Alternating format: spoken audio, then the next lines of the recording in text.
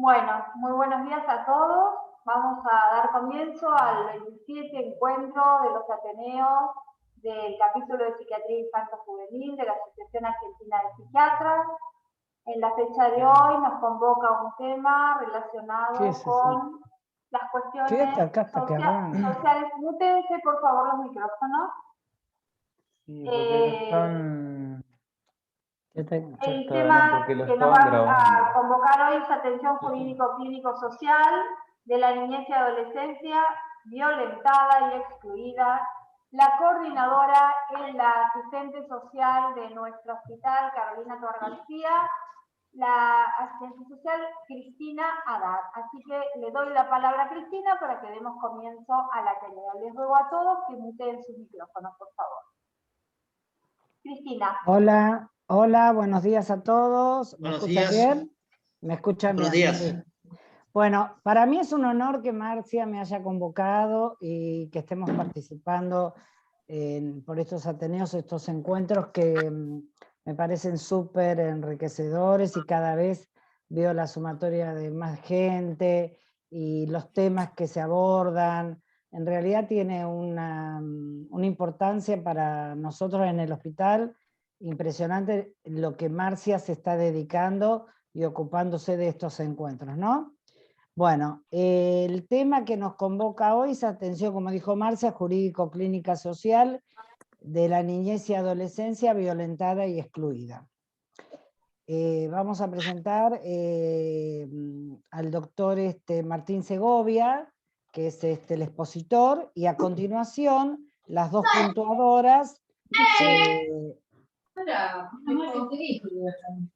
¿Se escucha? ¿Sí? Sí. Bueno, entonces, doctor, lo voy a presentar, es médico psiquiatra infanto-juvenil de la UBA, ex psiquiatra de la Dirección de Responsabilidad Penal Juvenil de Cava, ex médico de los hospitales Carolina Tobar García y Laura Bonaparte, es coordinador del área del Cuerpo Médico Forense de la Justicia Nacional y presidente de la Fundación NAVE, ¿sí? Las puntuadoras son la doctora Ana Paula González Palacio, psiquiatra, subespecialidad en neuropsiquiatría y psiconeuroinmunoendocrinología, miembro del Instituto INEA de Resistencia Chaco, ex becaria del Hospital Posadas y de Fleming. Doctorado en biomedicina en proceso. Y también nos acompaña la licenciada Eva Solé Amaro, directora del CREI de Ginesta, psicóloga y coordinadora del equipo técnico del Centro de Acogida de Girona y del equipo de valoración de maltrato infantil y juvenil en el ámbito hospitalario de la provincia de Girona. Bueno, estas son las presentaciones, luego de todas las exposiciones se va a dar un espacio a debate y a preguntas, ¿sí? Va a quedar un tiempo para espacio. Bueno, doctor, adelante, cuando quiera, empezamos. Bien.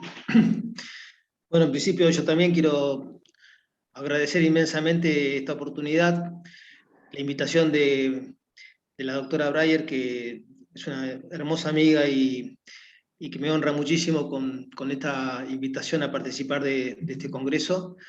Además, compartirlo con personas de tanta trayectoria, como el doctor Yunes, bueno, los presentes, la doctora Queró, que es de un afecto muy especial porque hemos compartido en el cuerpo médico forense muchos años de lucha en conjunto.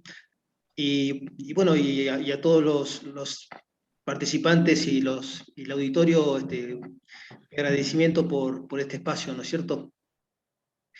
Bien, tomando la introducción que nos hizo María Cristina, y con la oportunidad que me está dando Marcia para poder hacer una presentación de esta propuesta que tiene que ver con una respuesta no solamente conceptual o con un sustento conceptual, sino básicamente una respuesta de intervención frente a una problemática que desde mi punto de vista, y creo que lo vamos a compartir, es de altísima gravedad a nivel de la salud mental infanto-juvenil. la idea es poder, juntamente comentarles que acaba a través de la Inspección General de Justicia, ¿no es cierto?, que depende del Ministerio de Justicia, de darse por habilitada una fundación que se denomina NAVE, de la cual soy presidente.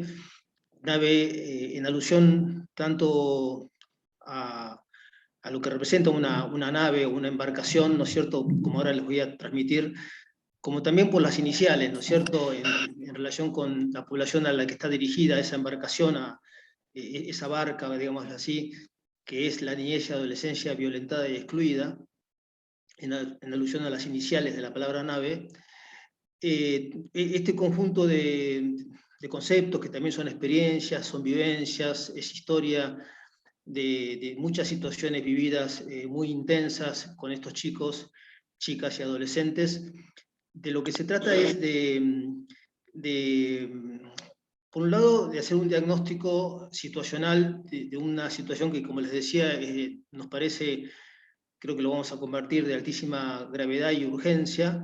Y por otro lado, se trata de buscar alternativas de respuesta, lo cual no es nada fácil. Creo que va mucho en la línea de lo que hace un rato comentaban antes de comenzar el Zoom, más digamos, como comentarios cotidianos de lo que nos está pasando desde el punto de vista de la atención de la salud mental.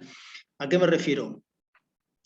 Puntualmente, si uno focaliza la atención en esta niñez y adolescencia que ha sufrido graves situaciones de violencia y que casi al unísono de esas situaciones de violencia ha sido motivo de situaciones de exclusión. Cuando hablo de exclusión me refiero básicamente a la exclusión de la vida civil, ¿no es cierto?, de un niño y de un adolescente, llámese la escuela, llámese espacios deportivos, llámese una familia que le permita tener provisiones tanto materiales como afectivas, intelectuales y espirituales para su crecimiento y desarrollo.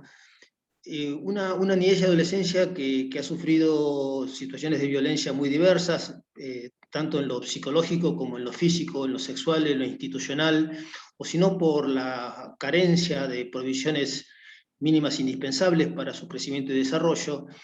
Esta población infanto-juvenil, la observación, bueno, y apelo a la presencia de la doctora, creo que con la que fuimos amigos y compañeros muchos años en el cuerpo médico forense, esta niñez y adolescencia se caracteriza, vamos a decirlo así, porque rápidamente queda judicializada. Esto es, de alguna forma, digamos, salteándose el modelo que introdujera Alma Ata, ¿no es cierto?, la Organización Mundial de la Salud, ¿no es cierto?, cuando invocara la necesidad de salud para todos en el año 2000, ¿no es cierto? Ustedes recordarán, hace ya tantos años, y no solamente eso, sino también este concepto de atención primaria, secundaria, terciaria, y de una prevención y protección de la salud mental en forma precoz, ¿no es cierto? Y un diagnóstico y tratamiento precoz de patologías o de problemáticas de salud mental. Toda esta metodología, toda esta estrategia y estas políticas públicas que podrían haber existido y que habrán existido tal vez en forma parcial, en el caso de estos chicos y adolescentes, queda como superada por imperio de las circunstancias. ¿A qué me voy a referir? En la medida en que se introduce una figura que tiene que ver con la vulneración de derechos, con la vulnerabilidad y vulneración de derechos, por lo tanto, que remite al fuero civil, o si fuese el caso que tenga que ver con un acto delictivo, ¿no es cierto?, un acto tipificado penalmente, ya sea porque se trata de chicos, chicas y adolescentes que han sido víctimas de violencia física, sexual, las otras violencias, llámese la psíquica o llámese la institucional, difícilmente son observables porque no están tipificadas en el Código Penal, ¿no? ¿Se escucha, no es cierto? Se escucha bien, ¿no? ¿No, María Cristina? Sí.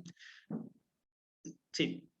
Bueno, estos grupos infantos-juveniles, o si no son víctimas de violencia, en el caso de que sean de alguna forma replicadores de esa violencia que habitualmente han sufrido en sus historias, y en ese sentido, al modo, digamos, de una identificación con el agresor, son generadores de situaciones de heteroagresividad, en los términos en los que desde la CIE-10 uno podría considerar un trastorno disocial, es decir, un desafío a la norma social y eventualmente a la ley penal.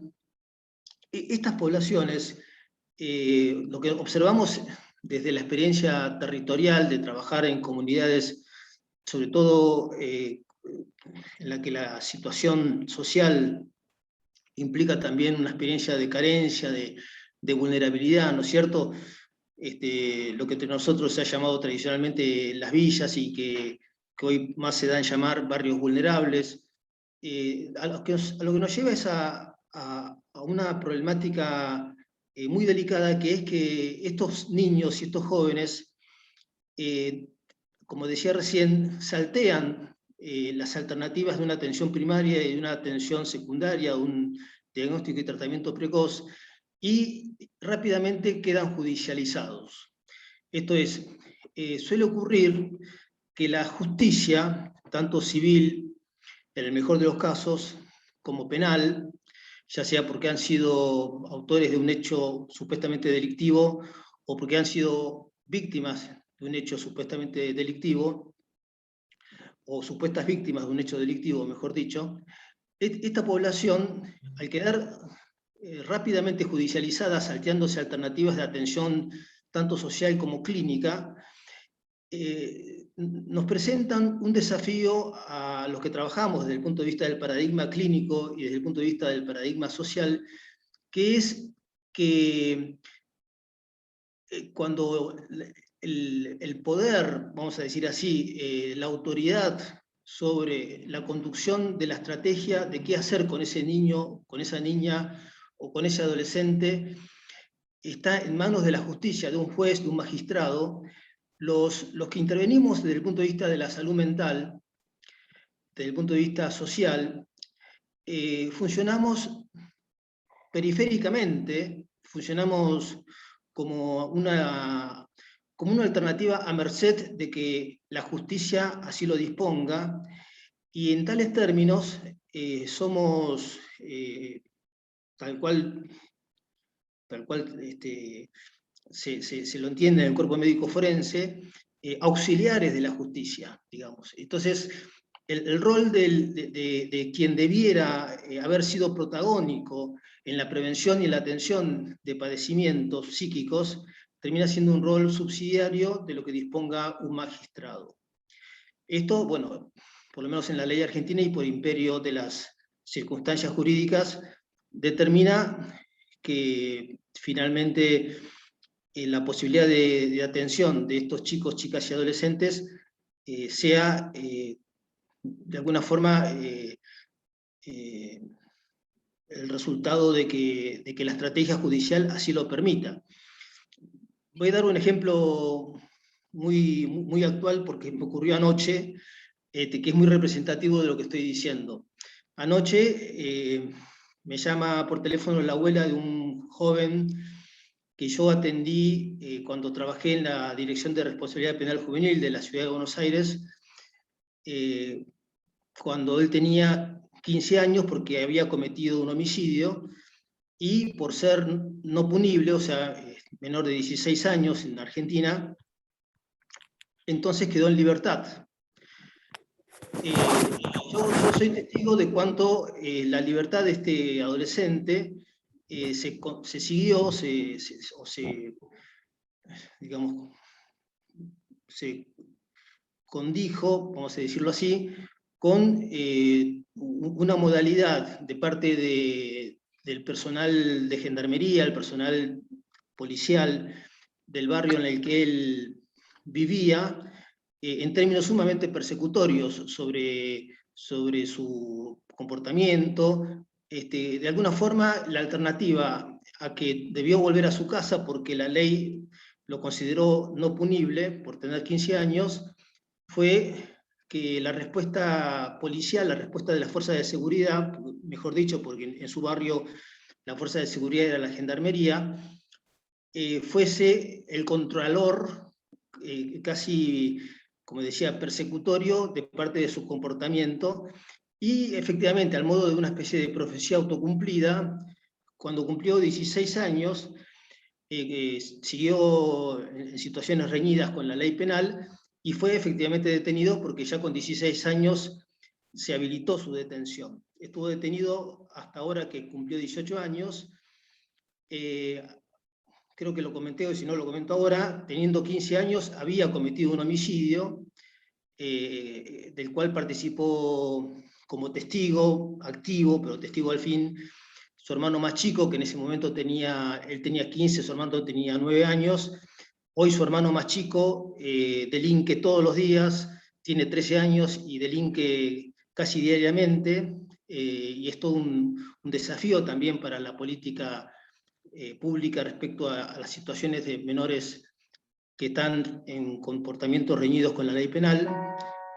Y en esas condiciones, bueno, se terminó definiendo ya con 16 años y llegado ya a los 18 años, por lo que yo me estoy enterando ahora, esto es anoche, por eso lo comento porque es una experiencia totalmente reciente, que hoy tendría una audiencia, este joven, ya de 18 años, para determinarse si se continuaba con la medida de seguridad consistente en la privación de su libertad, esto es ya en un penal de adultos, posiblemente ya trasladado de un penal juvenil a un penal de adultos, o si se procuraba una alternativa del tenor, o se procura una alternativa del tenor de un espacio terapéutico, al cual, por pedido del joven que me conoce y por también un consenso del sistema penal juvenil que también me conoce y tiene cierta confianza puesta en mí, a cargo de mí, de modo tal que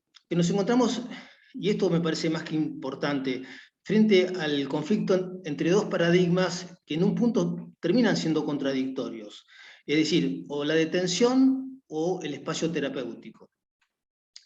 Todos sabemos hace poco tiempo, hace unos meses, que un joven también no punible de 15 años cometió un homicidio en la ciudad de Buenos Aires, en Puerto Madero, en relación con el robo asociado con la sustracción de una bicicleta, y de ese homicidio derivó, bueno, más allá del clamor social por bajar la edad de imputabilidad por debajo de los 16 años, más allá de ese enojo social contra este adolescente, devino, porque yo seguía el caso, que el adolescente, en tanto era consumidor de sustancias estupefacientes, fue derivado a una comunidad terapéutica como una forma de establecer una modalidad de internación que no es una internación, vamos a decir así, de salud mental, pero sí es una internación en relación con el consumo de drogas, y en tales términos se terminó de alguna forma conformando, digamos, un clamor social que exigía la privación de su libertad. ¿Cuál es el punto?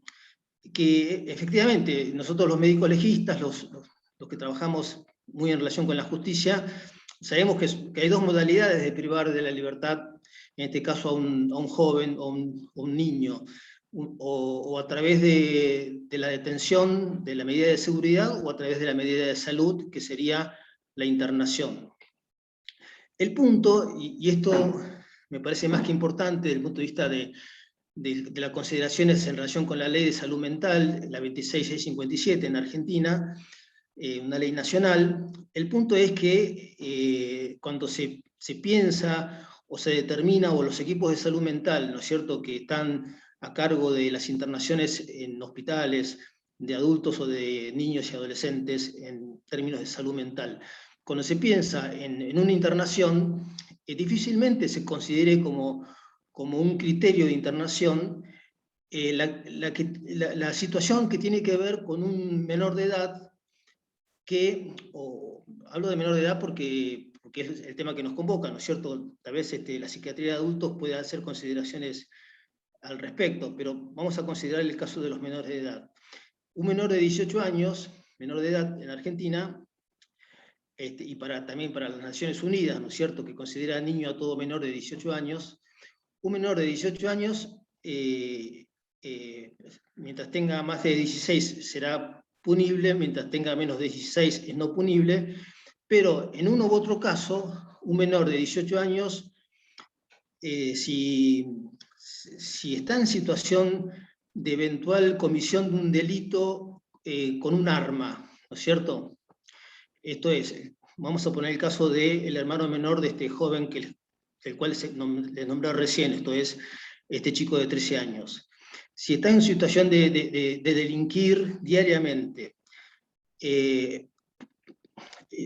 posiblemente desde el punto de vista psicopatológico, desde el punto de vista de un criterio de internación en salud mental, no reúna los criterios que establece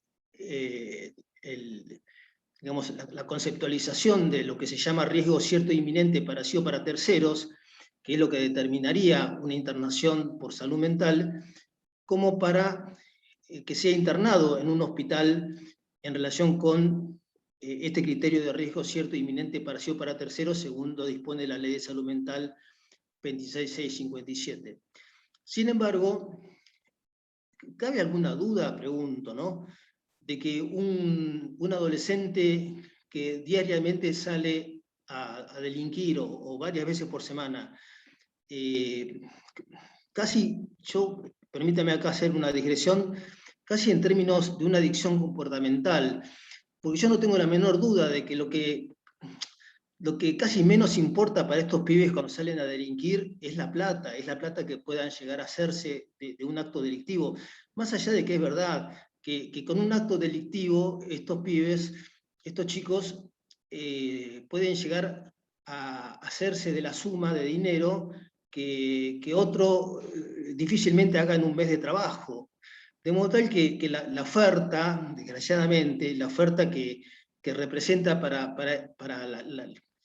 estas experiencias de vida, vamos a llamarlas así, poder acceder a ese dinero tan fácilmente, tan rápidamente, hace que las alternativas de construcción de una propuesta laboral, de construcción de una formación con salida laboral, se hagan como probabilidad de elección de vida muy exiguas, simplemente porque es más fácil conseguir la plata así que con todo el esfuerzo que significa un estudio con una salida laboral posterior, más allá de que, por lo menos en Argentina, todos lo sabemos, los que vivimos en Argentina, esa formación laboral y esa salida laboral hoy por hoy es escasa, si no nula, para estos chicos.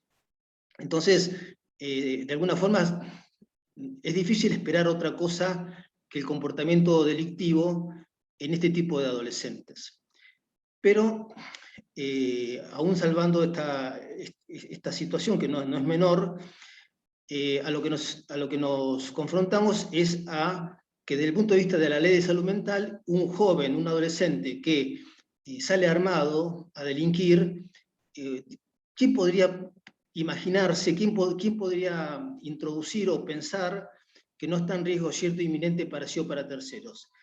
Es decir, o mata o lo matan, o sea, él está en riesgo, pone en riesgo a terceras personas, y desgraciadamente en Argentina es un registro cotidiano la presencia de adolescentes que cursan ese riesgo. Sin embargo, no son motivos de una internación por salud mental. Ahora, yo de la misma forma podría decir que tampoco están libres de que su comportamiento tenga una connotación psicopatológica importante, tomando siempre la Ley de Salud Mental, esto es, entendiendo la psicopatología no solamente en términos intrapsíquicos, sino también en relación con experiencias comunitarias y sociales sumamente traumáticas.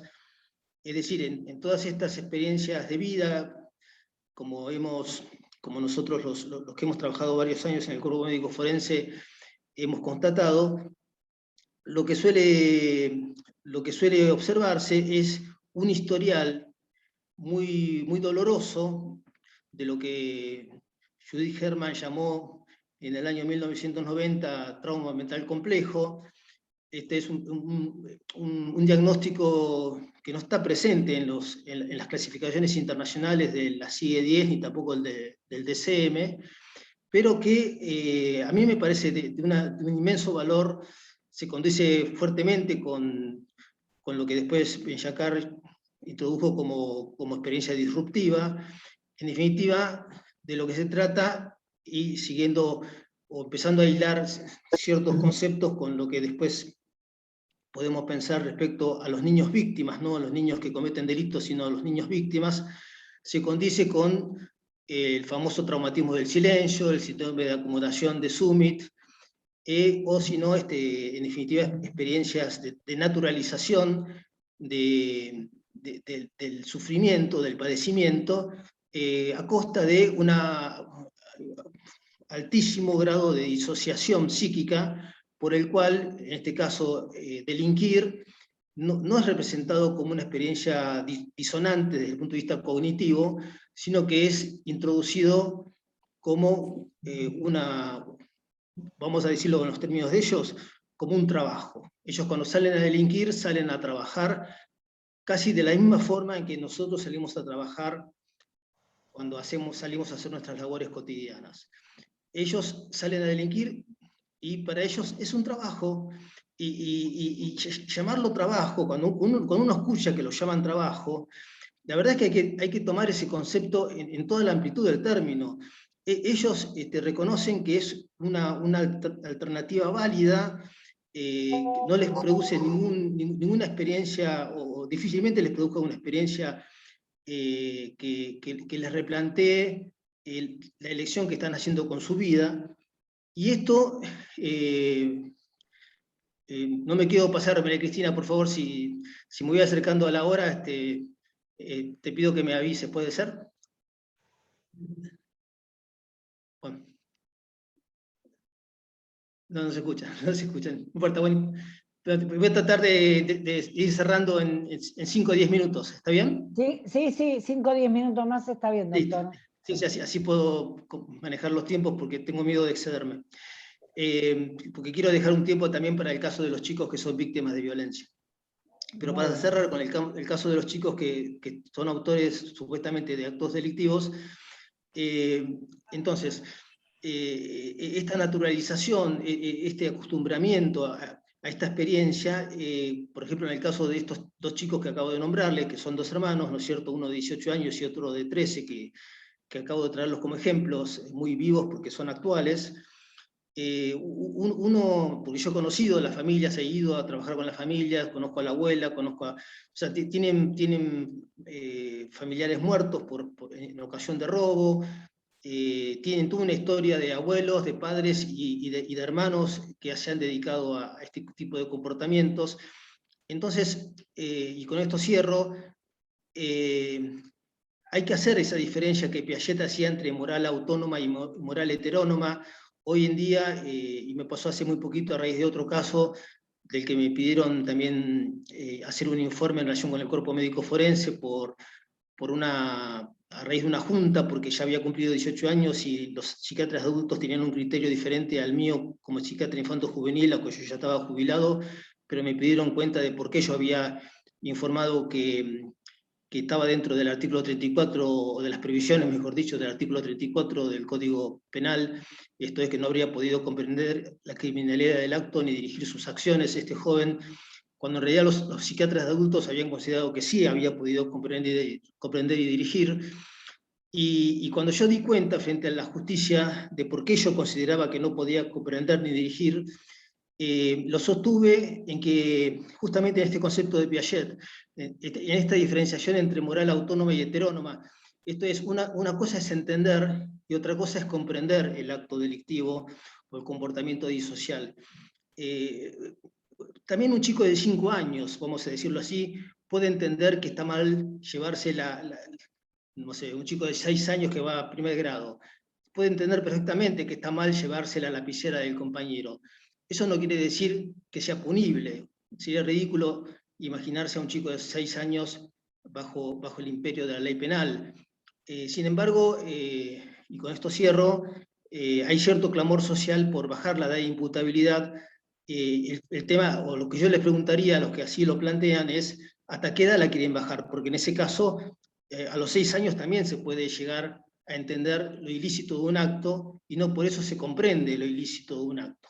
Bien. Y ya para ir cerrando, para no extenderme, porque quiero respetar a la exposición de mis distinguidos colegas, si esto lo llevamos al caso de los chicos, chicas y adolescentes que son víctimas de violencia, llamativamente, y esto no me parece un dato menor, uno se encuentra con cierto parecido, cierto emparentamiento de la problemática psicopatológica, porque también prevalece sobre todo, no me refiero, por supuesto, a la violencia episódica extrafamiliar, ¿no es cierto? Que en ese caso, por supuesto, que produce una rápida disonancia cognitiva y una respuesta que habitualmente se traduce en una denuncia judicial de la cual la misma víctima es activamente partícipe. No, me refiero a la violencia intrafamiliar crónica, permanente, consuetudinaria, que lleva a experiencias sumamente psicotraumáticas en términos del que yo recién nombré como trauma mental complejo, múltiple o acumulativo, como también se lo llama, en donde el tema, a diferencia del trastorno por estrés postraumático que categoriza el DSM o la CIE-10, la diferencia está en que acá estamos hablando de una experiencia repetitiva en la que el niño, la niña o el adolescente ha sufrido y sufre esa violencia sin tregua, vamos a decir así. ¿Por qué? Porque si es intrafamiliar, ya sea violencia doméstica o ya sea abuso sexual infantil intrafamiliar, la experiencia de padecimiento, de sufrimiento, es tan transfixiante, como dirían Intevi, ese balazo psíquico, ¿no es cierto? Es tan arrollador sobre la mente de estos niños, niñas y adolescentes, que finalmente los sobrellevan, vamos a decir así, sobreviven a esa experiencia, por más que su alma, casi podríamos decir, siguiendo Intevi, haya sufrido este balazo psíquico, sobreviven en base a una fortísima disociación ideoafectiva, que es lo único que les permite seguir viviendo, más cuando todo el sistema familiar funciona en consonancia con esa experiencia de violentación, de injusticia, de ultraje sobre la subjetividad infantil. Entonces, en estos términos, y ya para ir cerrando, estas niñas, estos niños y estos adolescentes que son víctimas de violencia son tan parecidos en la constitución subjetiva y en su historia a los que han sufrido, a los que luego en la adolescencia traducen su sufrimiento, su padecimiento en esto que yo podría llamar en una identificación con el agresor, en una replicación de la violencia respecto a terceras personas, que yo entiendo que esto también está descrito en el trauma mental complejo, que de lo que se trata en uno y otro grupo de chicos, chicas y adolescentes, es en la diferencia entre la externalización del conflicto o del malestar, en el caso de los chicos que son autores o supuestamente autores de un acto penado por la ley penal o sancionado por la ley penal, y la internalización de ese padecimiento o de ese malestar en el caso de chicos, chicas y adolescentes que sufren violencia y que transitan su padecimiento, su sufrimiento en términos silenciosos, sostienen ese traumatismo del silencio, sostienen esa acomodación, sostienen ese acostumbramiento al sufrimiento, al punto tal de que lo suelen traducir después en un consumo compulsivo de sustancias, en ideaciones suicidas, o a veces en la concreción de comportamientos suicidas, eventualmente en una descompensación psicótica, pero siempre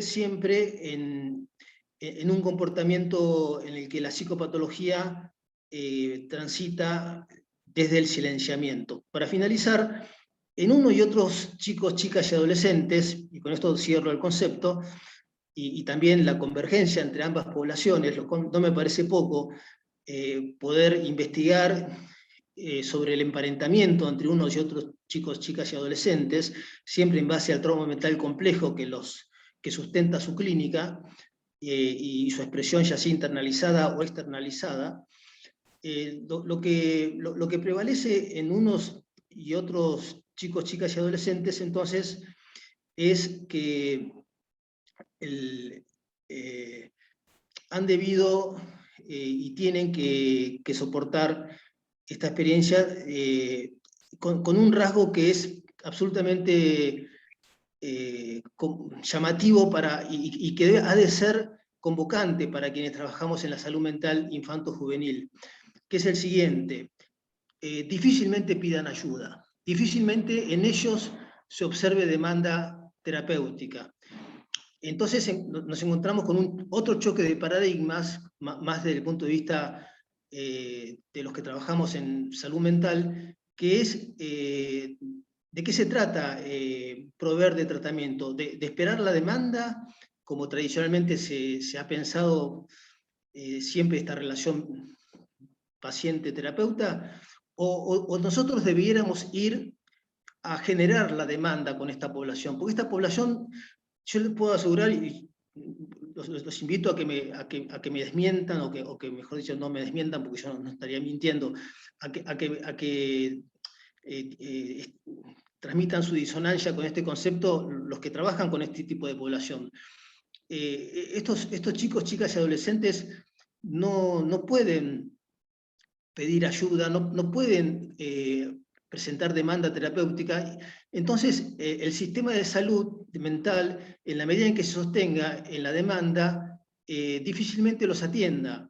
Yo entiendo que estos chicos, chicas y adolescentes, y en esto tengo tal vez la alegría que la quiero compartir, que ya hace 2 años que Marcia Breyer me invitó tan gentilmente como hoy a participar de un ateneo en el Hospital Tobar García.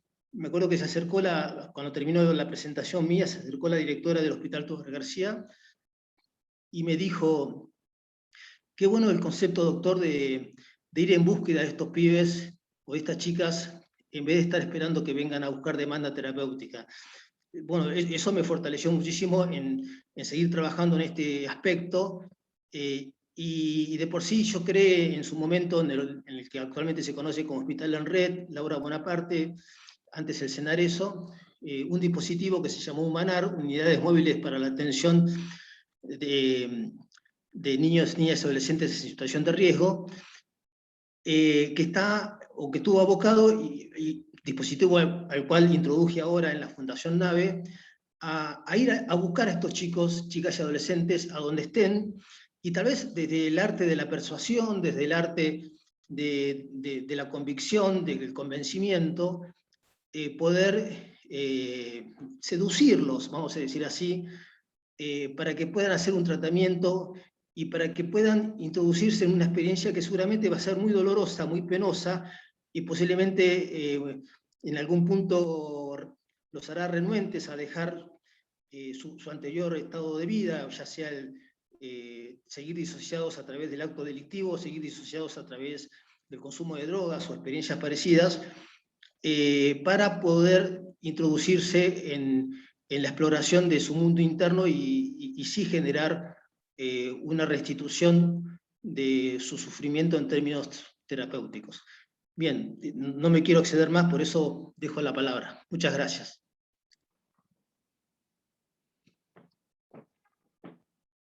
Bueno, gracias doctor, muy lindo todo. Bueno, ahora pasamos a Ana, ¿sí? Ana González. A la Así doctora es. Ana González. ¿Qué tal? Buenas tardes. Hola, buenas tardes, Ana. Buenas tardes. En principio, quiero agradecer por la invitación. Me pareció una invitación, además de que sea un honor para mí, súper interesante, porque el poder charlar un poco a nivel nacional y a nivel internacional de qué es lo que pasa a nivel de la salud mental me parece muy importante, porque las realidades son distintas. Como dije anteriormente, yo viví 11 años en Buenos Aires, me formé en Buenos Aires, carrera, subespecialidad, especialidad, y hace un año y piquito me vine a vivir a Resistencia, donde yo soy, digamos, donde decidí armar un instituto de neurociencias.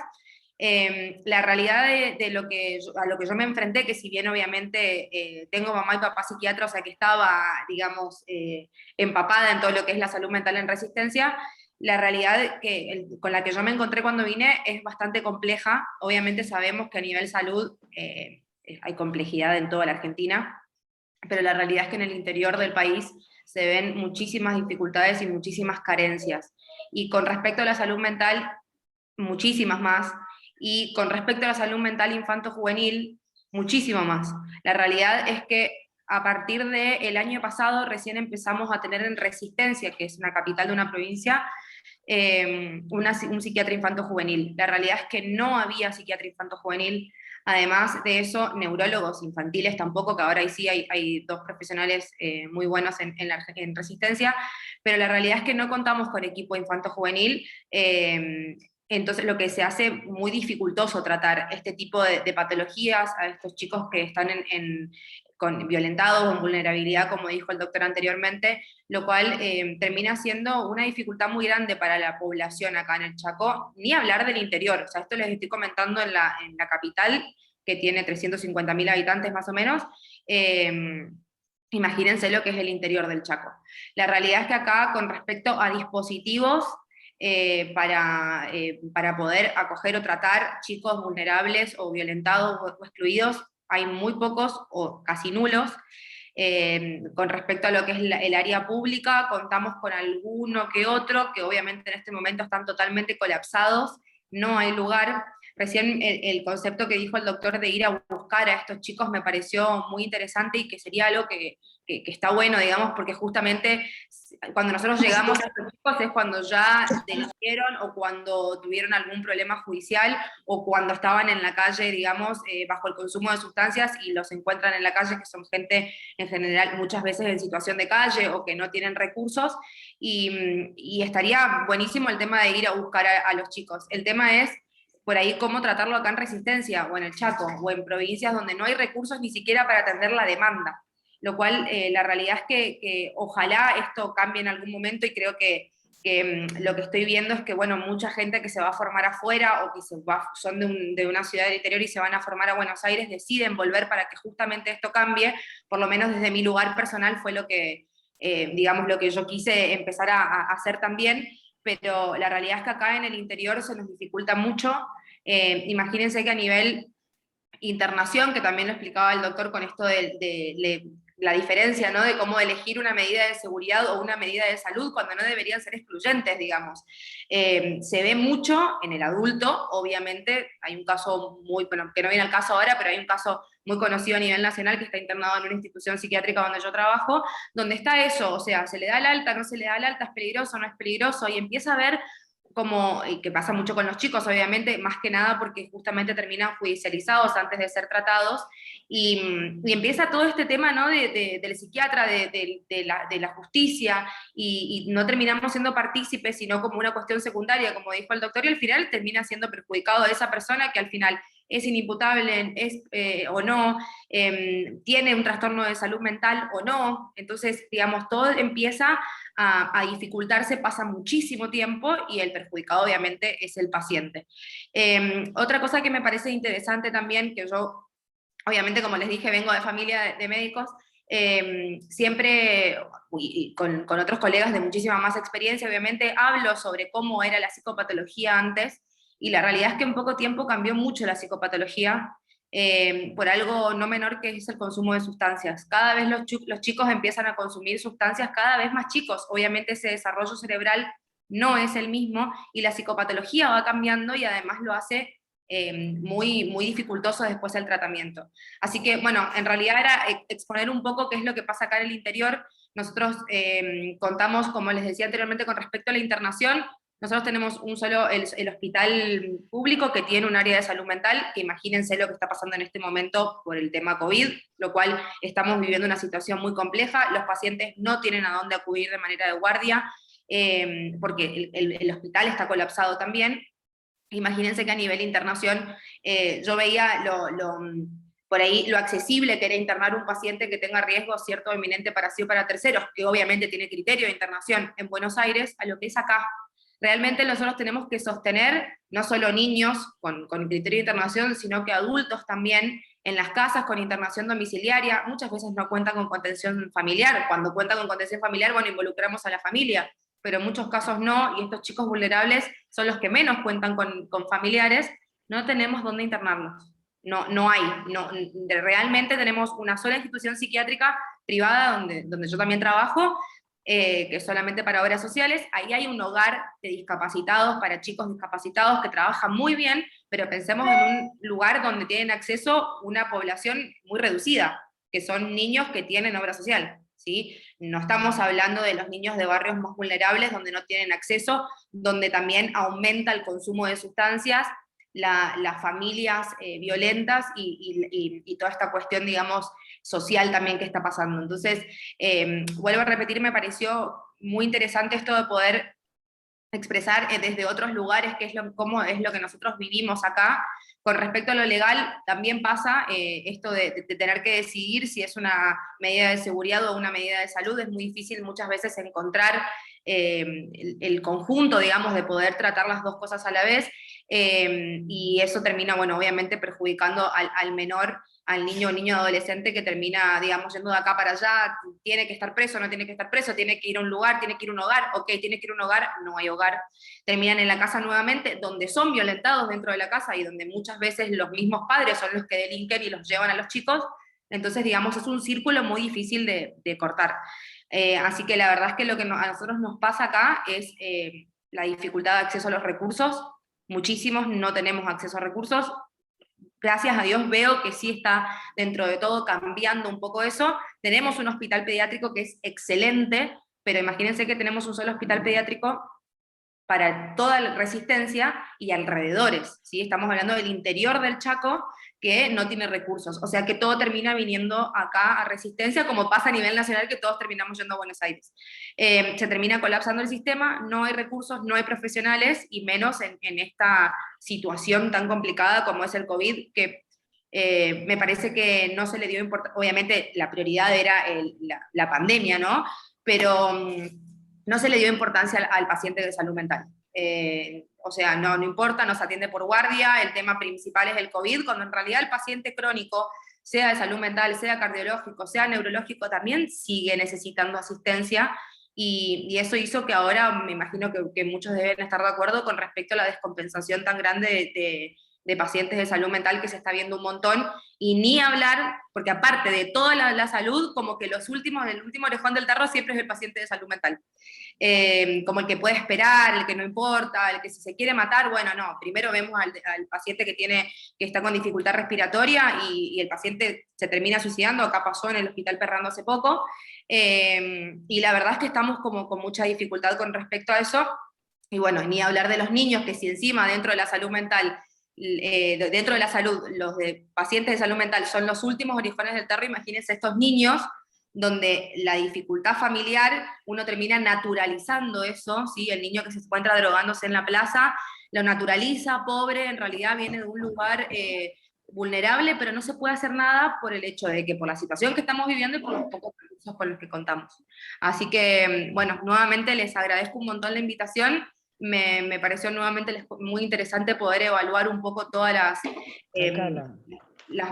caras, claro, las caras de una misma situación que estamos viviendo en un mismo país, y que de manera personal lo pude ver, digamos, por vivir en Buenos Aires mucho tiempo y acá, y tuve la suerte también de rotar y de vivir un tiempo en otro lado, y veo la diferencia abismal que hay y cómo en realidad también el médico argentino le pone corazón y garra, bueno, a todos, ¿no? Pero de poder solucionar o hacer las cosas con los pocos recursos que tenemos, así que bueno, muchísimas gracias por la invitación nuevamente. Gracias. Sí. Bueno, Eva, ahora es tu espacio. ¿Sí? La licenciada Eva Solé Amaro. Hola, Eva. Hola, buenas tardes. Hola. ¿Qué tal? ¿Cómo Bueno, estás? Buenas tardes. Bien, Muchas muy bien. gracias por estar. Muchas gracias a todos ustedes y especialmente a la doctora Susa Mouzo, que es la que me ha invitado y con la que, bueno, es un lujo, ¿no?, poderla tener al lado en este proyecto que empezamos nosotros hace 4 años, en el inicio del CREI, que el CREI es un centro residencial de acción intensiva que atiende a una población de adolescentes de 12 a 18 años con trastorno de conducta. Y es un recurso que forma parte del sistema de protección, pero ahora relacionado con esto que estaban comentando, pues también es un servicio de prevención a la delincuencia, ¿no? Porque a veces se empieza con el trastorno de conducta y si se llega a tiempo, pues sí que se pueden evitar, ¿no?, y se puede reconducir un poco toda la situación. Es cierto también, como decía el doctor Martín, un poco el trastorno de conducta nosotros lo entendemos como una punta del iceberg, ¿no?, de muchas situaciones que han sufrido en la infancia, y es bueno poderse poner estas gafas y poder ver más allá del trastorno de conducta, ¿no?, de todas las conductas estas disruptivas. Nosotros, al ser el centro residencial, ¿no?, que es una masía así en el exterior con animales, pues esto nos permite poder hacer un abordaje socioeducativo y terapéutico que persigue, ¿no?, esta adquisición de este cambio, de esta conciencia y poder llegar a este equilibrio emocional, al autocontrol y a tener estas habilidades más adaptativas. Así que contarles que contamos con los profesionales que son educadores sociales, en su mayoría, en las 24 horas están educadores sociales con ellos. También contamos con una psicóloga, una psiquiatra del CESMIC, que es la doctora Susa. Hay unas profesoras de educación, por lo tanto todos los chavales están haciendo toda la formación ahí pueden continuar con sus estudios. Está también seguridad y las cocineras.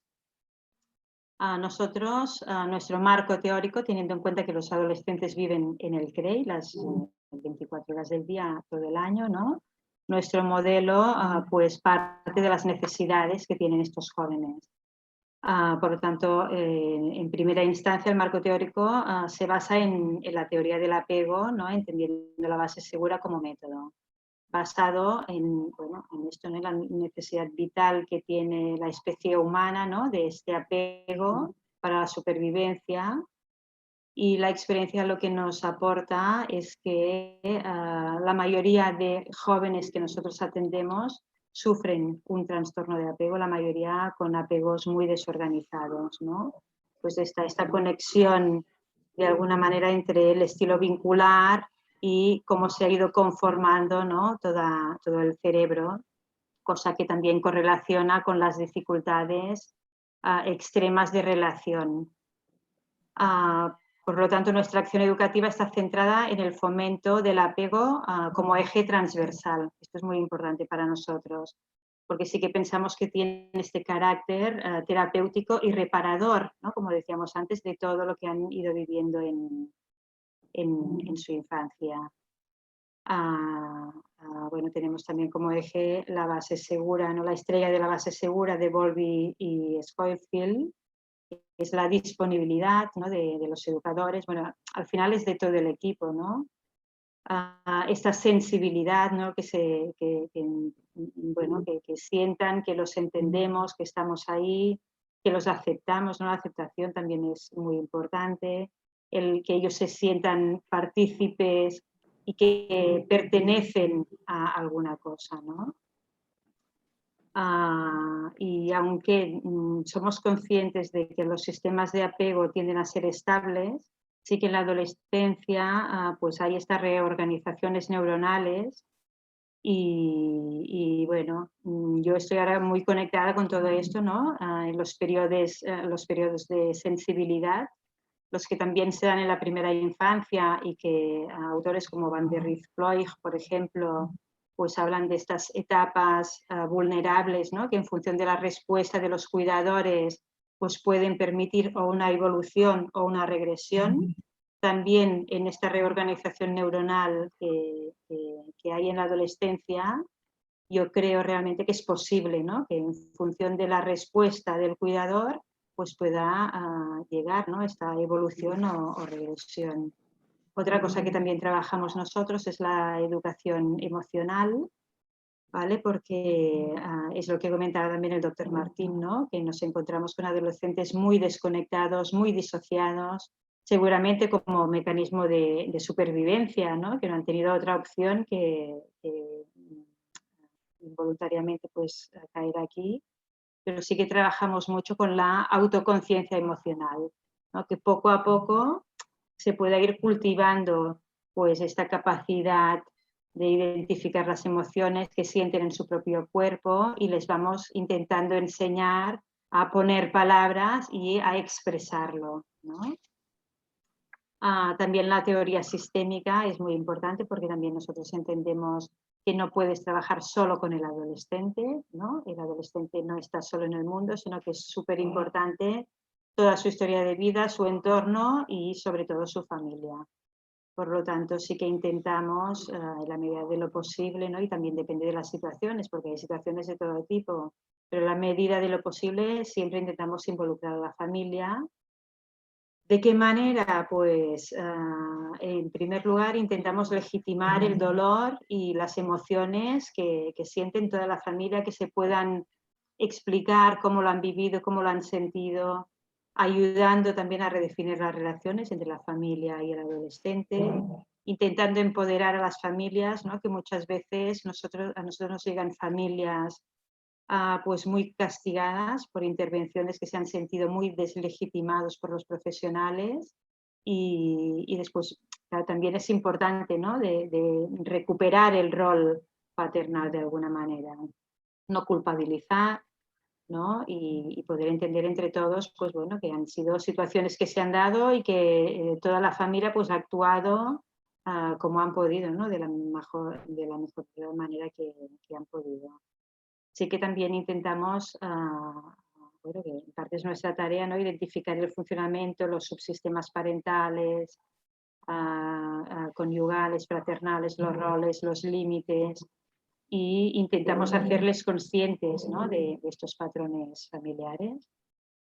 Para mí, lo más importante es que todo esto tenga un sentido para la familia, ¿no? Porque puedes hacer tú o puedes preparar la mejor intervención del mundo, pero si no tiene un sentido para la familia y no tiene un sentido para este adolescente, bueno, la experiencia también nos dice que no sirve de nada, ¿no?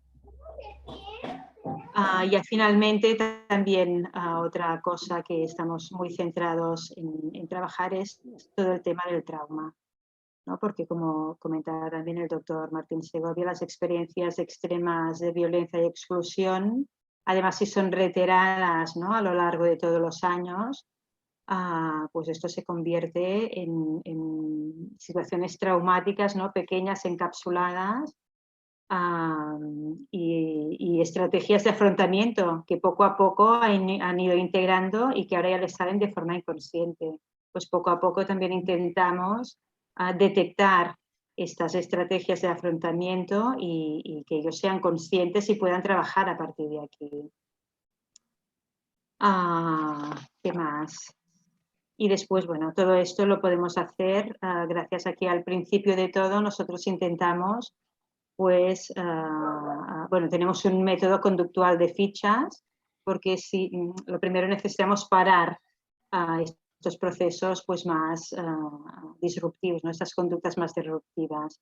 Pues empezamos con un método conductual a través de fichas, si lo hacen bien, pues fichas verdes, si no, con fichas rojas, y así intentamos conseguir, ¿no? A frenar este comportamiento que nos permite después entrar más en toda la parte más de profundidad. Sí quiere decir que nosotros después de 4 años pues hacemos una valoración muy positiva, ¿no? Hemos acompañado procesos muy bonitos, pero sí que es cierto que quedan muchas cosas en el aire, ¿no? Como por ejemplo cuando nosotros pensamos que un chaval ha hecho pues un buen proceso, que ha conseguido vincular después de mucho tiempo, ¿no? De no poderlo hacer. La ley dice que en nuestro centro, un centro terapéutico que tiene que tener una autorización judicial para poder ingresar, tienen que estar el mínimo tiempo posible. ¿Qué quiere decir esto? Que a la que pueden empezar a reconducir un poco su camino, tienen que cambiar de sitio, ¿no? Y esto es una paradoja también del sistema de protección, porque realmente lo que les ha ido muy bien y lo que les ha hecho avanzar muchas veces son estos apegos, ¿no? O este vínculo, bueno, tener una persona, ¿no?, de referencia. Y bueno, también hemos visto, pues esto que os decía, ¿no?, muchos adolescentes que han hecho un proceso súper bonito, que después cambian de centro o cambian de sitio y hacen una regresión, ¿no? De hecho, nosotros ahora estamos trabajando en un proyecto para intentar que cuando salgan de aquí, pues puedan ir a un centro nuestro, con nuestros profesionales también, que ya los conocen, y poder seguir un poco este apego para ayudarles, ¿no?, a continuar. Lo que comentaba, ¿no?, también el doctor Martín Segovia desde Cataluña, todo el tema de detección de situaciones de malos tratos.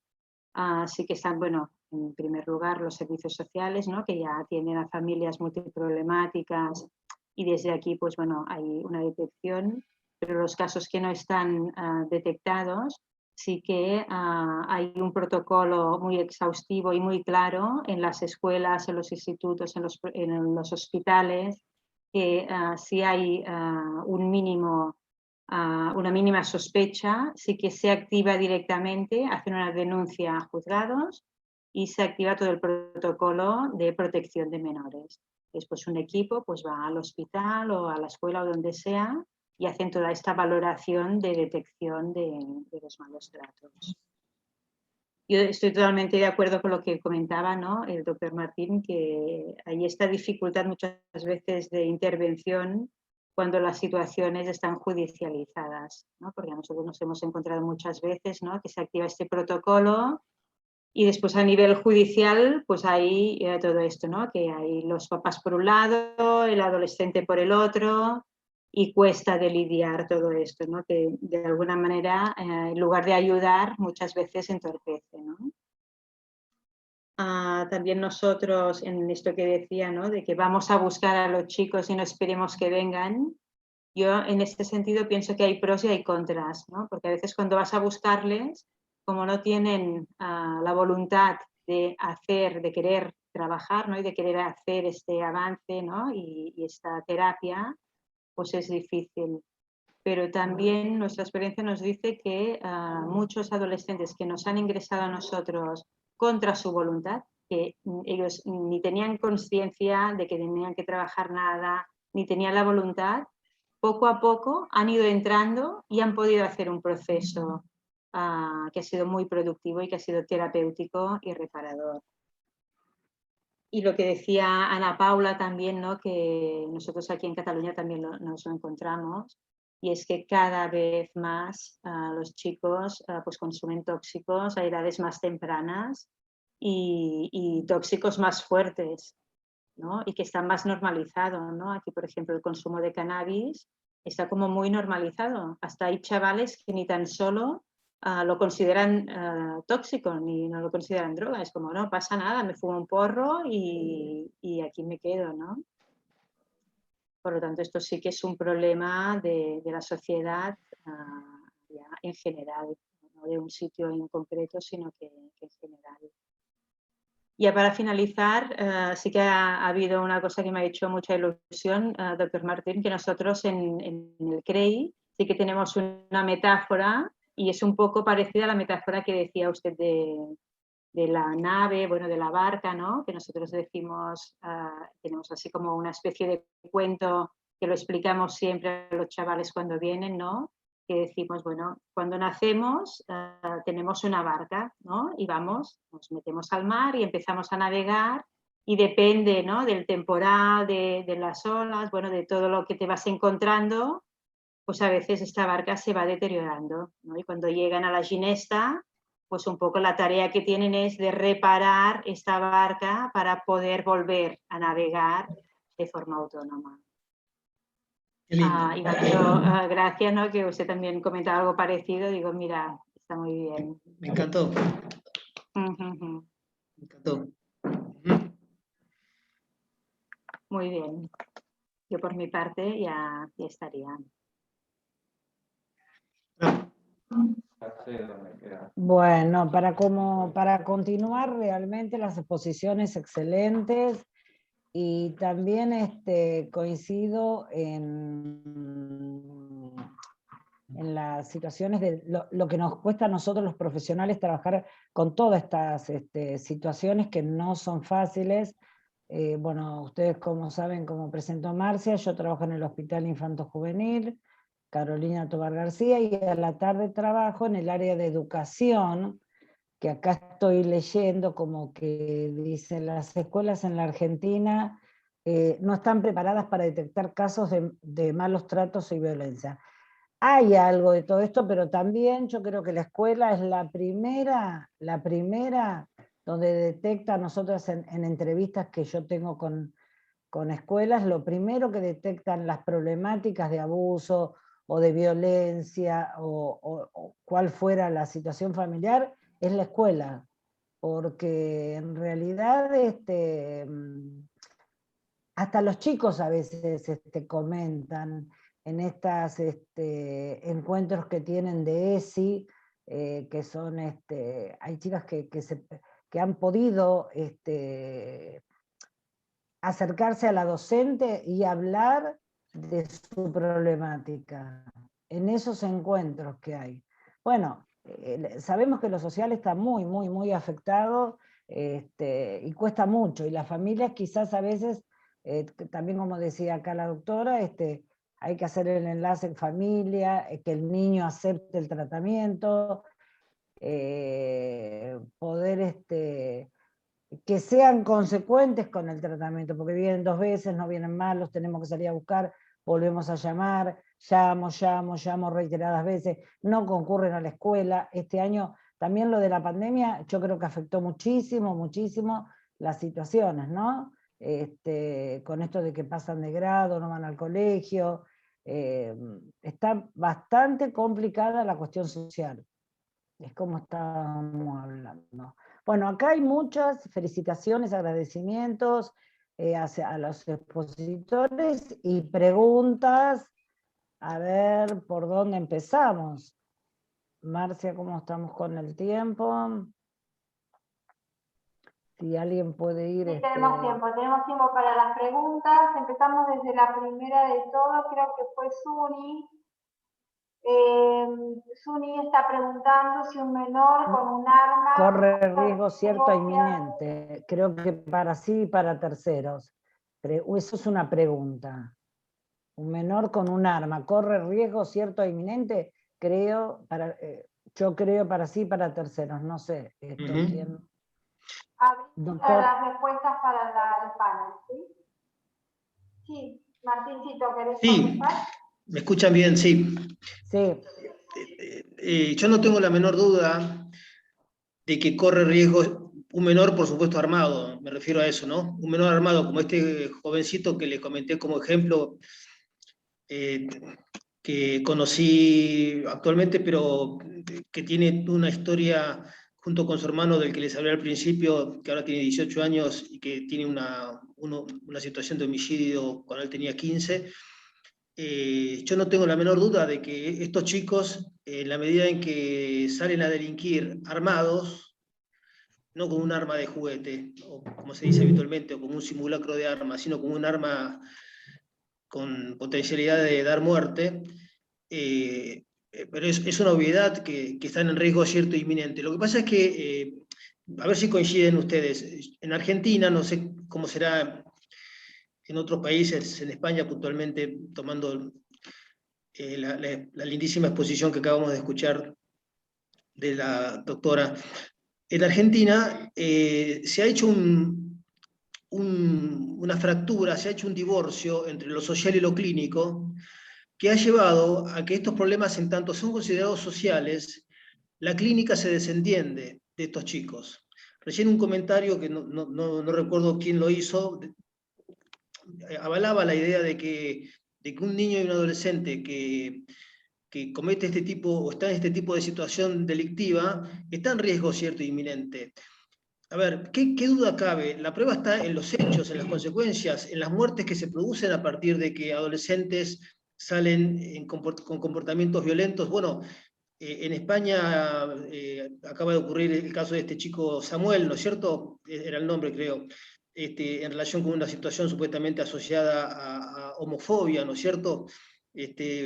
Pero es decir, cuando el adolescente, con la modalidad que tiene, en la que prevalece la impulsividad, prevalece el acting out, eventualmente el pasaje al acto, cuando el adolescente, más en grupo, ¿no es cierto? Pasó acá en Argentina con este caso de este joven, ¿se acuerdan? En Villa Gesell, este chico oriundo de Uruguay, que también fue muerto en manos de adolescentes. O sea, el adolescente, y esto es verdad, no depende de la clase social.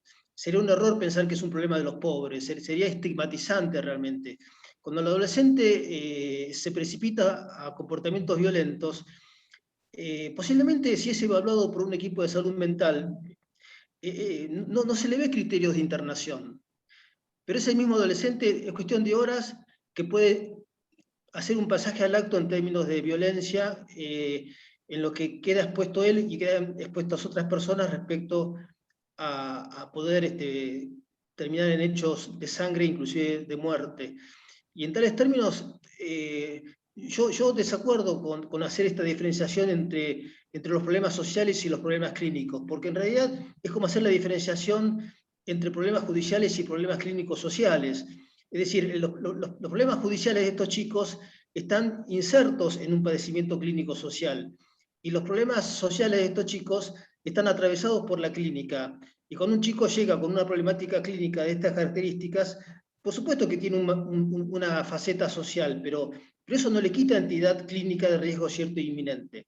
Este es mi criterio, pero bueno, me gustaría compartirlo. Bueno, acá tenemos, voy a apurarme un poquito porque hay muchas preguntas. Ruth está haciendo una pregunta y dice, quisiera saber una pregunta, si me permiten. Ruth, ¿estás para hacer la pregunta?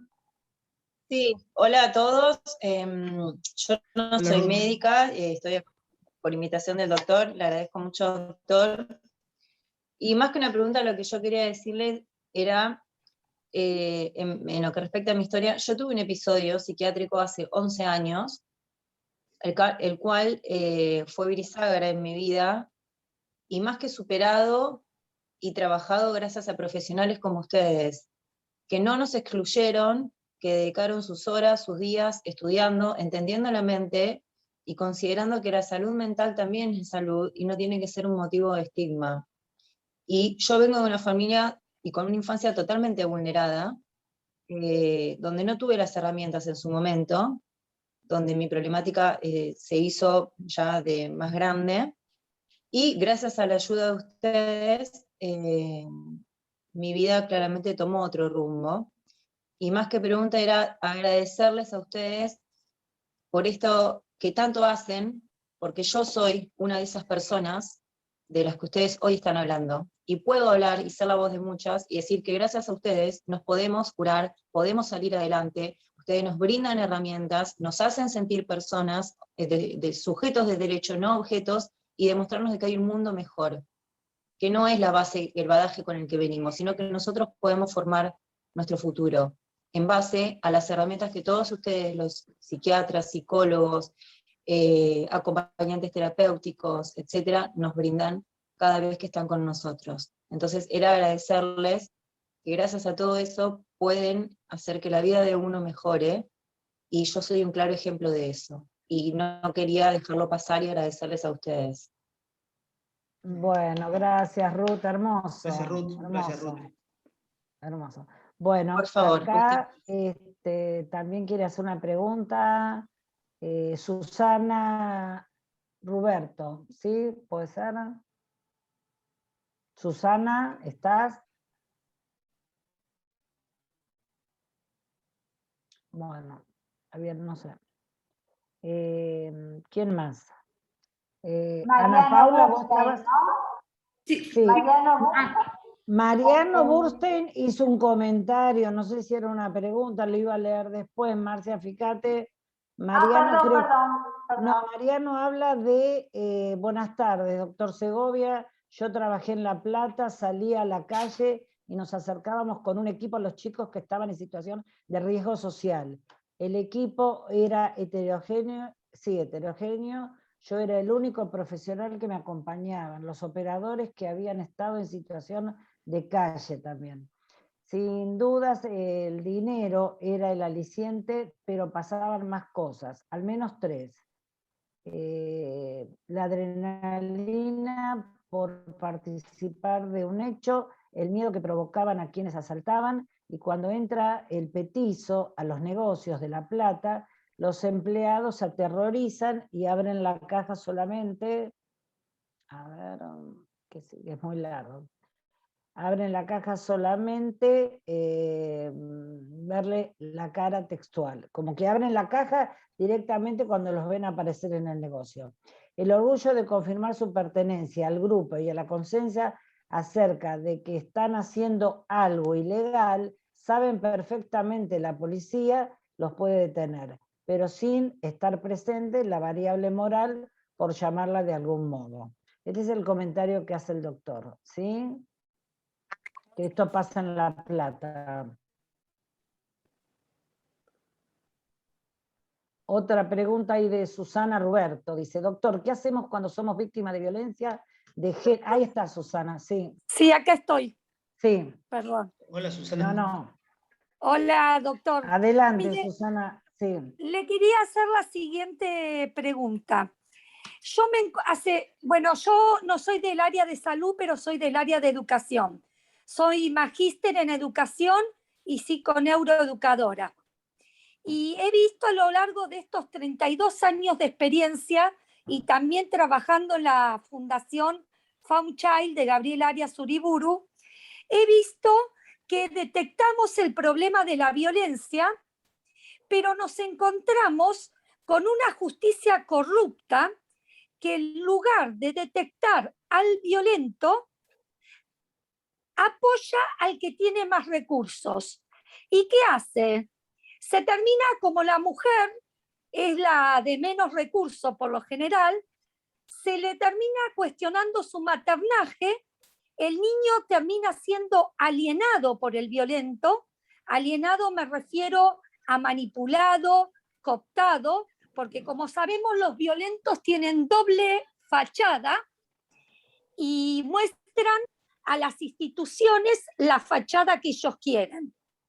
Entonces nos encontramos con el problema que no sabemos qué hacer ante un chico que es puesto en contra de su madre porque su padre hace uso y abuso del título profesional que tiene y lo manipula de manera tal que después tenemos un adolescente con problemas psiquiátricos, un adolescente con problemas de drogadicción, un adolescente que sale a delinquir porque se deja llevar por un grupo de pertenencia que es nefasto, si se quiere, entre comillas, y este padre que cortó el vínculo materno-filial no tiene ni idea porque vive en una burbuja, porque es un violento. Sabemos las características del hombre violento.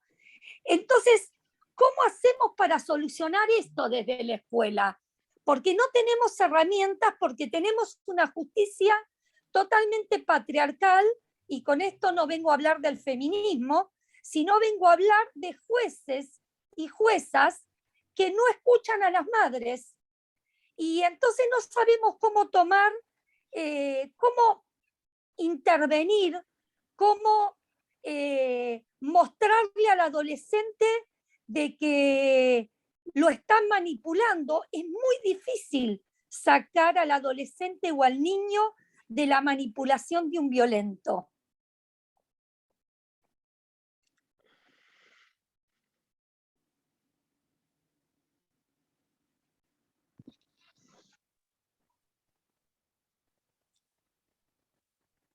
No sé si me escucharon, disculpen. Sí, estoy esperando que María Cristina, no sé si que María Cristina como coordinadora disponga. ¿Vos querés Sí, adelante, doctor. Sí, sí, sí, sí.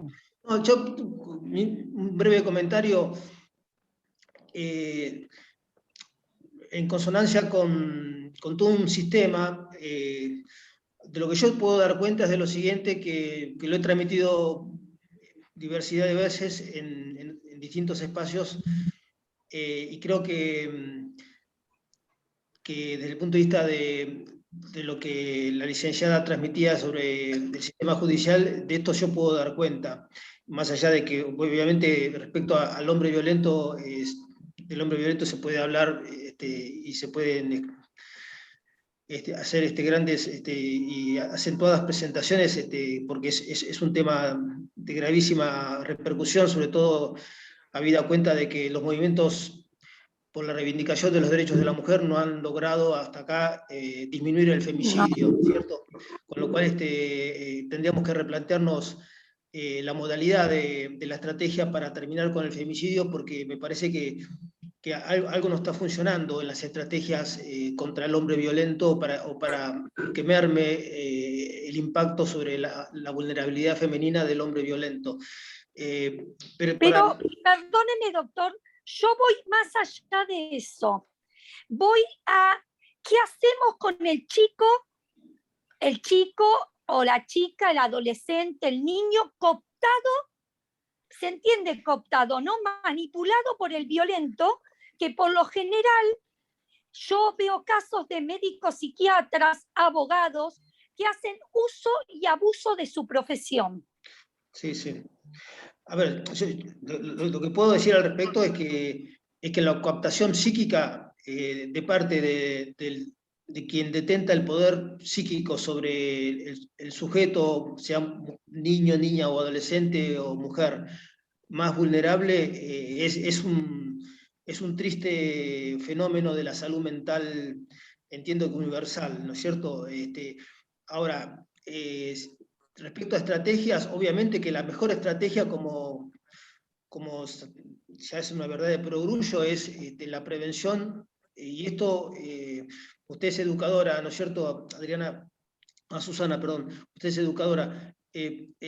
Indudablemente que la educación y poder detectar esos vínculos violentos dentro de las escuelas sería maravilloso. También es verdad que los docentes están sobrecargados de exigencias, porque la escuela es un lugar para comer, es un lugar para generar soluciones a situaciones como estas del orden de las disfunciones familiares.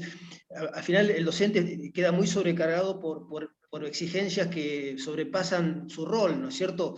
Entonces la pregunta es ¿cómo lograr que la escuela pueda permitir, sin perder su naturaleza, que es enseñar o educar, pueda introducir expertos, profesionales de la detección precoz de estas situaciones? Porque también es verdad que, como bien dice Susana, una vez que se instaló la cooptación psíquica, justamente prevalece, porque de eso se trata, de un niño cooptado, de una niña cooptada por un sujeto, obviamente de características perversas, más allá de que sea profesional o no. No sé si, yo no podría asignar a que tiene poder desde la profesión. Yo creo que tiene poder desde la cooptación psíquica. Ahí está el poder, más allá de que si es profesional o no. No sé si pasa sí, por... claro. Sí creo que pasa por la estructura perversa de ese sujeto. Ahora, la prevención es un temón muy complicado, porque ¿verdad? No hay políticas públicas de prevención de la cooptación psíquica de parte de sujetos perversos. La verdad es que desconozco. Si usted me pregunta qué hacer, lo sé en el consultorio, pero desde el punto de vista de la política pública entiendo que no existe, pero que habría que generar desde la Fundación, y con esto cierro, desde la Fundación NAVE hemos pensado en los barrios vulnerables, lo que antes se llamaban villas, porque la Fundación está cerca de los barrios vulnerables, están en el Bajo Flores, en Buenos Aires, donde hay un corredero de barrios vulnerables desde Barracas hasta Ciudad Oculta, ¿no es cierto?, Mataderos. desde el trabajo en los barrios vulnerables, yo estoy convencido de que habría que introducir, más allá de que sea una escuela, que sea una parroquia, que sea una sinagoga, que sea un templo evangélico, no importa, habría que introducir, o que sea un club, que sea el Club San Lorenzo, que está ahí cerca, que sea el Club Huracán, no sé, los clubes que están cerca de estos barrios, habría que introducir un protocolo de detección precoz de la violencia doméstica y también tanto de las víctimas como también de los sujetos perpetradores de violencia. Por supuesto que esto sería importante. Digo una última cosita y cierro.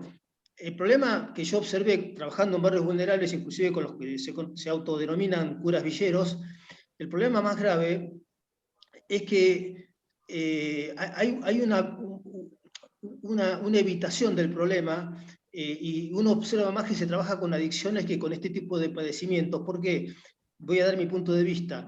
Porque al ser de denuncia obligatoria, la observación o la detección de una situación de violencia doméstica o de abuso sexual infantil, a lo que lleva esto es a que trabajar con esta problemática implica exponerse a hacer denuncias muy frecuentemente, con el riesgo de que el perpetrador, de que el violento, se desquite, ya sea directamente o mandando un sicario con quien hace la denuncia, el docente, el médico, el psicólogo. Sí. Y esto yo observo que es un impedimento para que mucha gente trabaje en esta problemática, porque no está protegida de la represalia del ofensor.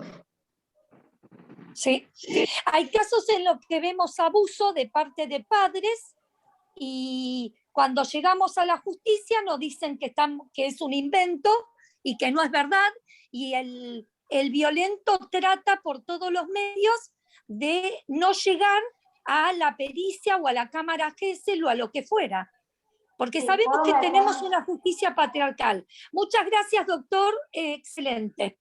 Gracias. Susana, yo te agradezco el aporte, me meto, discúlpenme, estoy salteando el orden. Lástima que no está la doctora Hermida Leyenda, con la que trabajo permanentemente sobre todos los casos que vos estás mencionando. Generalmente cuando llegan pacientes así y que no están en contexto institucionalizado, lo que se sugiere es ir a la fiscalía.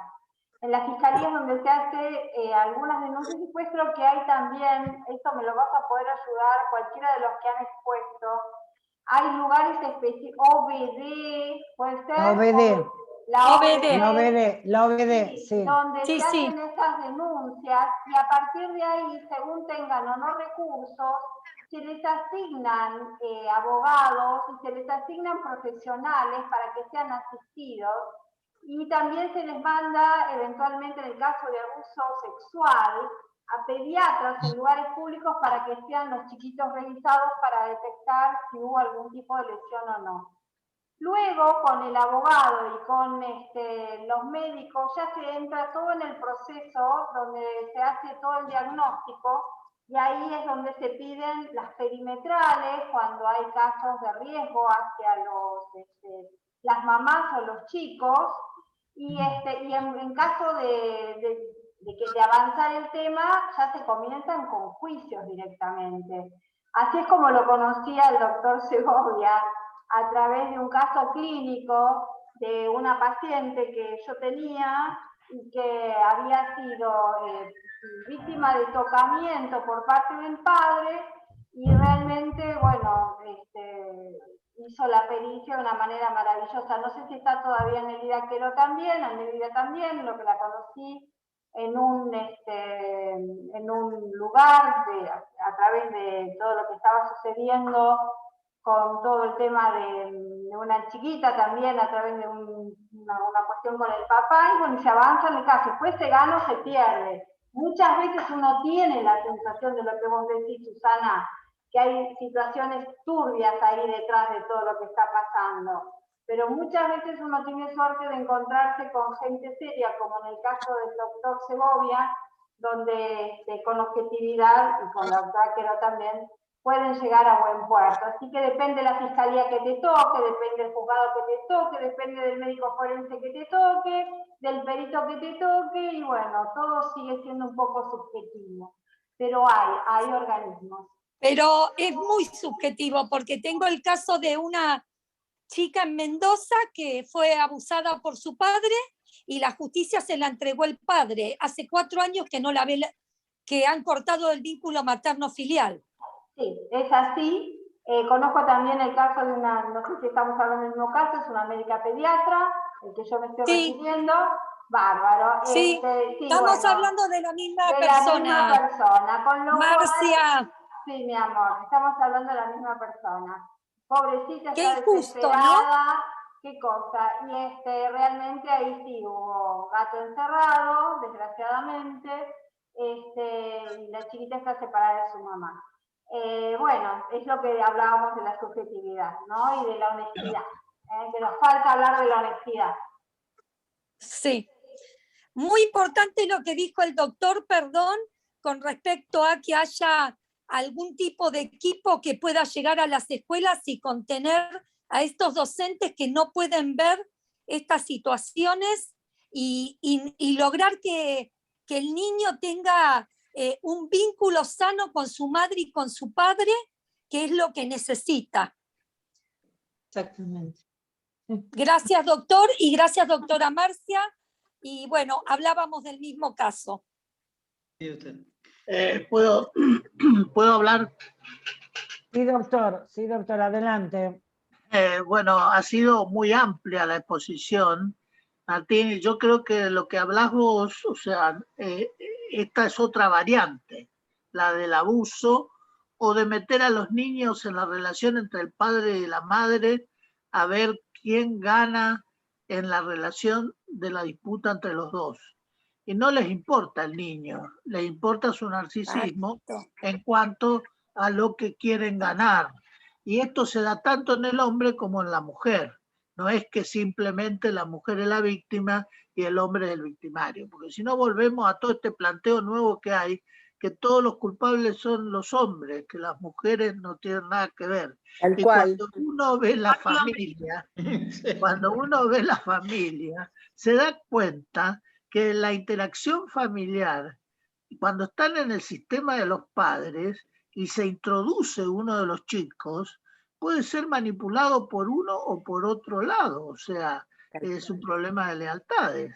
Y a veces se incorporan en la justicia relato de los chicos que es puesto por los padres, o sea, tanto por el padre como por la madre. Entonces, esto, y el problema es que los jueces después revictimizan a los chicos haciéndole preguntas como si fueran terapeutas, cuando ya han tenido cámaras de Gesell varias y han tenido estudios permanentes.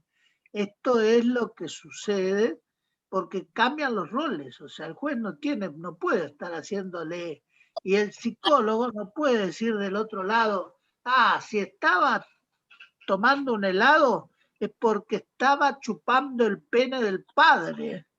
Y ese es el significado. Entonces uno dice, pero esto es una locura.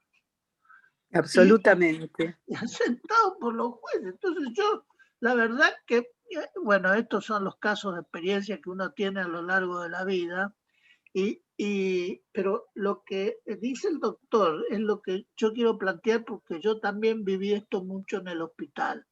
O sea, chicos que venían al hospital y decían, yo me quiero quedar acá, o traían a algún amigo para decir, mira, vamos a dormir acá y vamos a quedar unos días, porque yo en mi casa tengo padres que son violentos, que mi tío asesinó a alguien, mi abuelo, o sea, todo el planteo generacional de que han matado y cuando uno le pregunta, ¿qué vas a hacer dentro de 10 años vos, niño?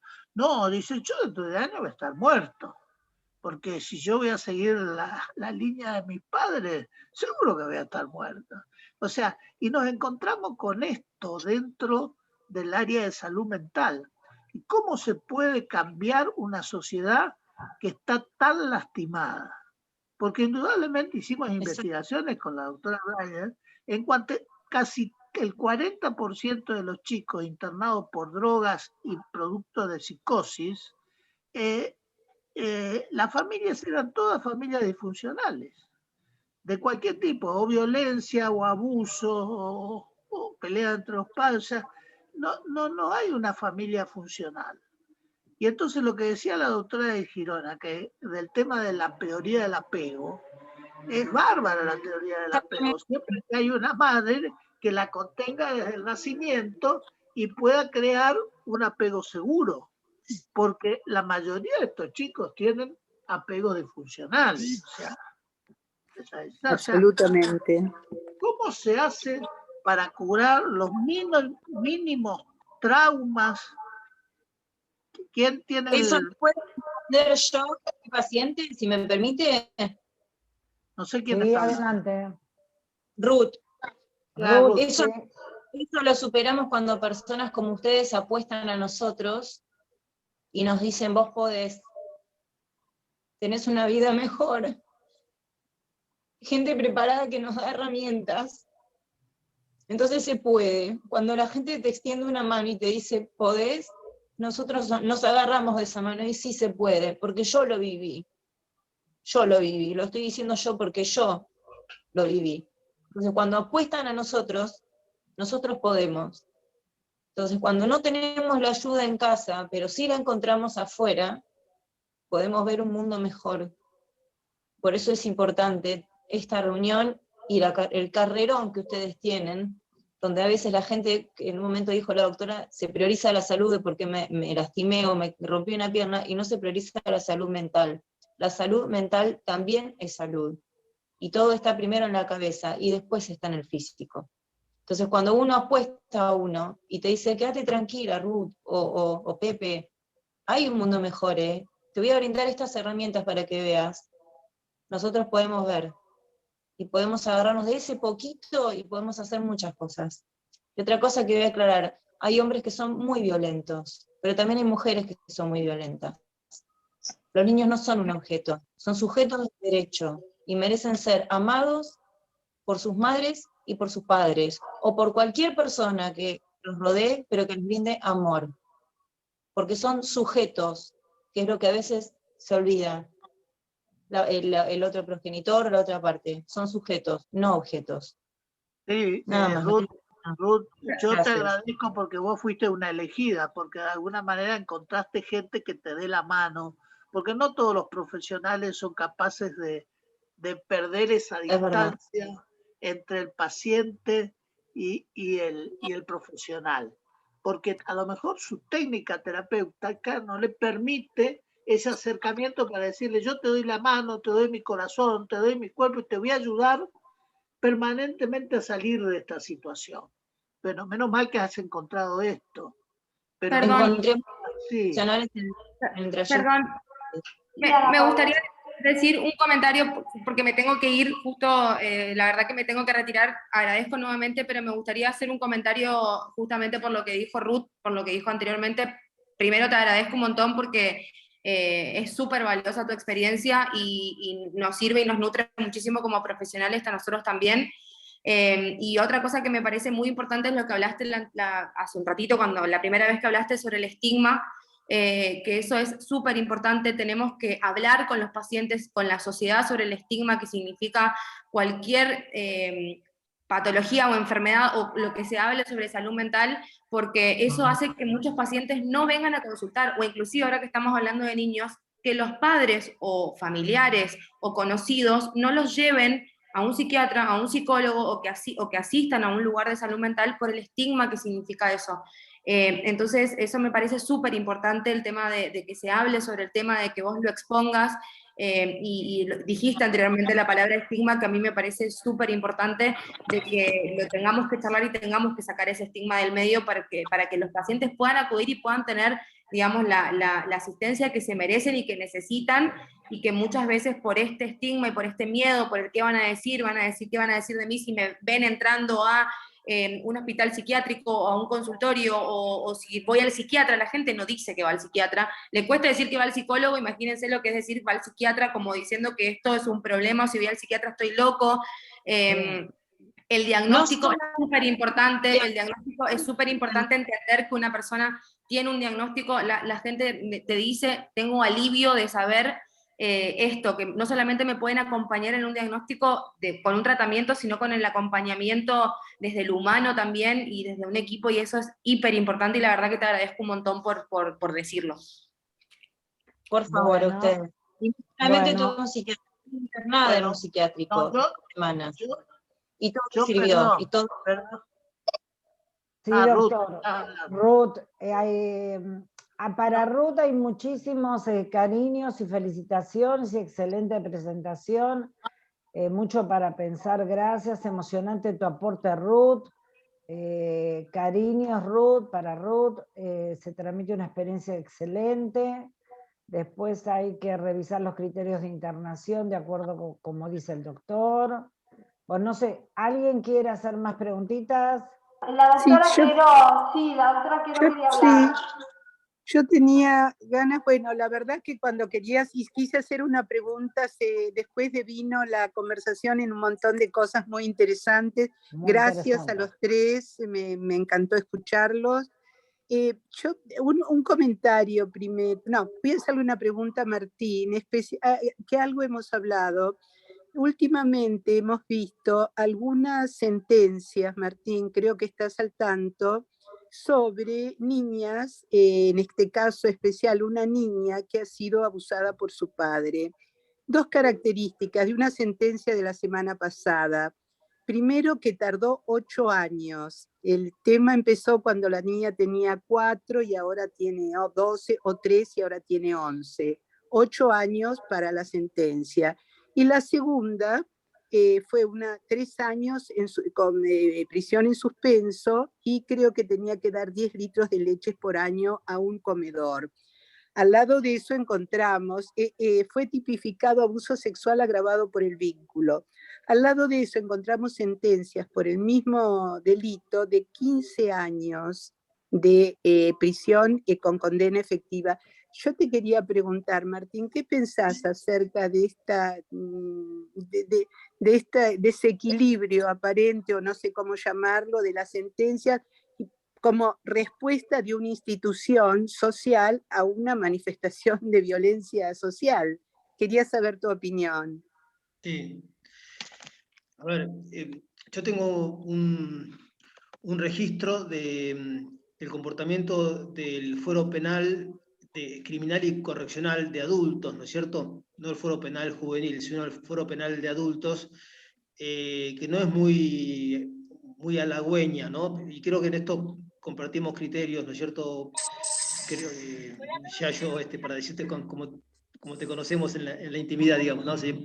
Nérida. Está bien, sí. Me sale Yayo, perdón. No, está bien. Es esto.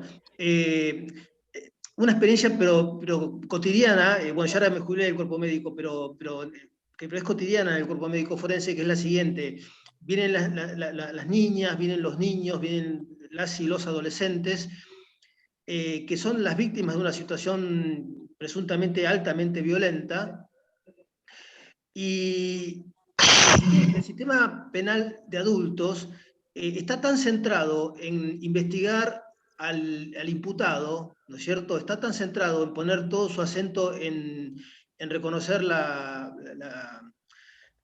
características del supuesto perpetrador, y si hubo delito o no, o sea, si hay un acto tipificado penalmente por el Código Penal argentino, aunque entiendo que esto debe pasar en muchas partes del mundo, ¿no? Está tan centrado en eso el sistema penal que finalmente la niña, el niño y el adolescente o la adolescente quedan absolutamente relegados y lejos de ser sujetos de derecho, son objetos de prueba, ¿no es cierto? Es más, los peritos, la verdad que es un tema porque en algún punto creo que hemos compartido experiencias del orden del conflicto de conciencia y ético respecto a cómo proceder. Los peritos tenemos una función en este tipo de escenarios muy centrada en la develación al modo de, permítame la expresión aunque suene un poco fuerte, pero la verdad es que lo pienso así, de un allanamiento psíquico, ¿no?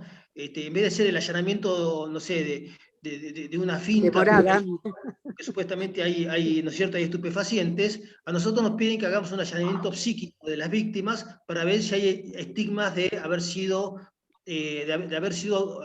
víctima de violencia sexual, pero en donde lo que menos importa, déjeme decirlo con toda sinceridad, lo que menos importa es la salud mental de esa niña, niño o adolescente, y lo que más importa es recoger pruebas para el sistema penal de adultos.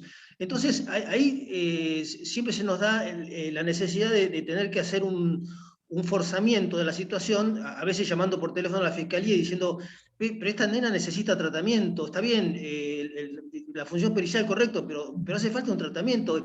Y la respuesta de la fiscalía, me ha pasado, es, bueno, pero eso tienen que buscarlo en el foro civil, nosotros no estamos para buscar tratamiento de estos chicos o de estas nenas, o sea, no es nuestra función. Entonces, el médico, el psicólogo, queda puesto en un lugar de intersección o de mediación frente al avasallamiento, vamos a decir así, de lo que debe ser, entiendo, a la administración de justicia en cuanto a buscar pruebas respecto al imputado, y por otro lado lo que es la defensa de los derechos de esa niña, niño, adolescente o adolescente, niña o varón, que quedan totalmente relegados. Es más, cuando se va del consultorio pericial, y decime, Nélida, si me equivoco, uno se le pregunta a los padres o a la madre o a quien está a cargo de ese chico o chica, bueno, y ahora, está bien, tienen un lugar donde atenderse, porque su hija necesita, su hijo necesita ayuda, tienen un lugar, y generalmente no tienen dónde, y si tienen que ir a pedir turno en un hospital, los turnos, bueno, lo decíamos al principio, hoy con la pandemia están muy postergados, con lo cual no hay un correlato entre la acción de la justicia y una respuesta de salud mental que proteja a esos niños, niñas y adolescentes, inclusive de la experiencia traumática que es haber transitado una situación judicial con peritación de por medio. No sé si, Nélida, respondo a tu inquietud. Sí, comparto absolutamente, Martín, y sé que ideológicamente tenemos una posición parecida. A mí lo que me preocupa es, no sé qué elemento, no sé si nosotros somos la vía de cambio, pero respecto de las víctimas, lo que están tardando, vos sabés que estoy en este momento participando en una junta donde la niña la vimos, comenzamos a verla, cuando tenía 13 años, tiene 21 años y todavía no hay fallo, Martín.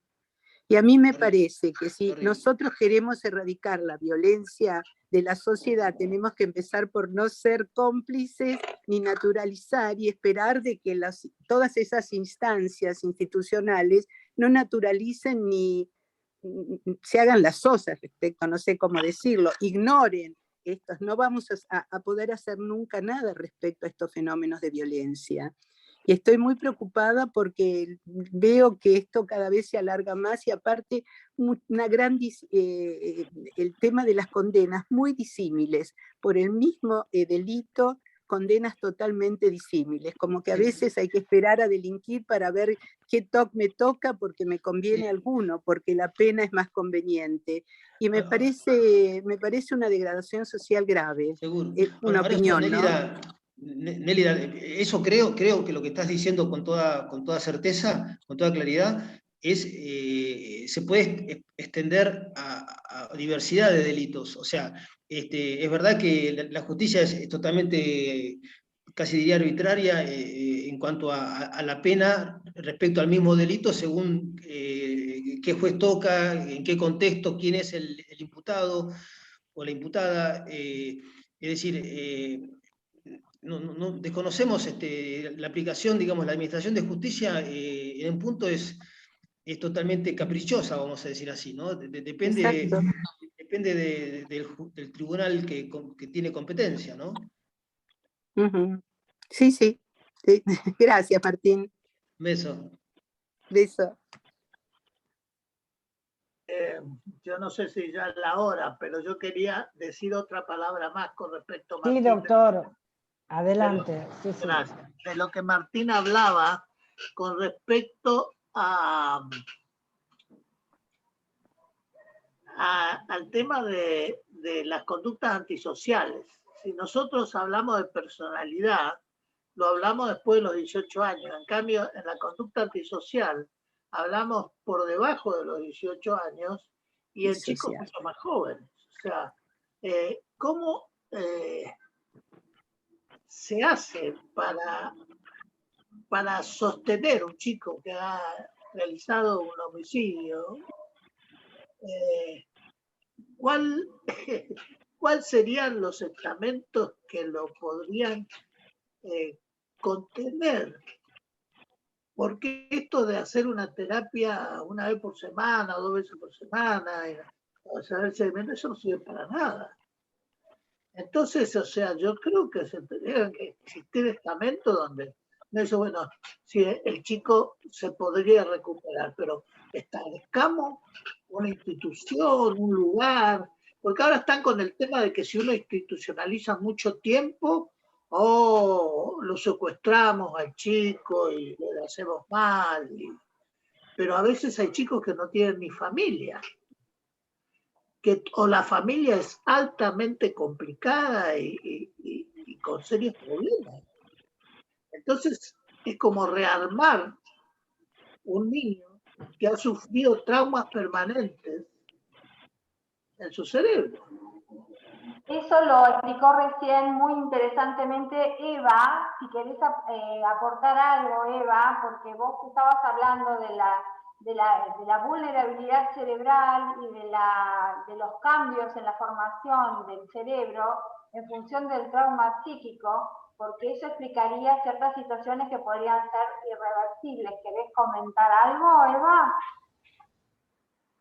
Eva? Sí que es cierto esto, ¿no? Que en muchos casos que han sido, durante tanto tiempo, está claro que la huella cerebral está y condiciona toda intervención y toda recuperación, ¿no? Lo que pasa es que yo estoy de acuerdo con usted lo que comentaba, ¿no? Que seguramente desde casa 1 hora a la semana de terapia, esto y nada, posiblemente sea lo mismo, ¿no? Nosotros tenemos la oportunidad de que tenemos los niños ingresados en el centro y que es toda esta intervención integral. Los educadores también están formados en trauma y es un poco como esta lluvia fina, ¿no? Que va viniendo de todas partes.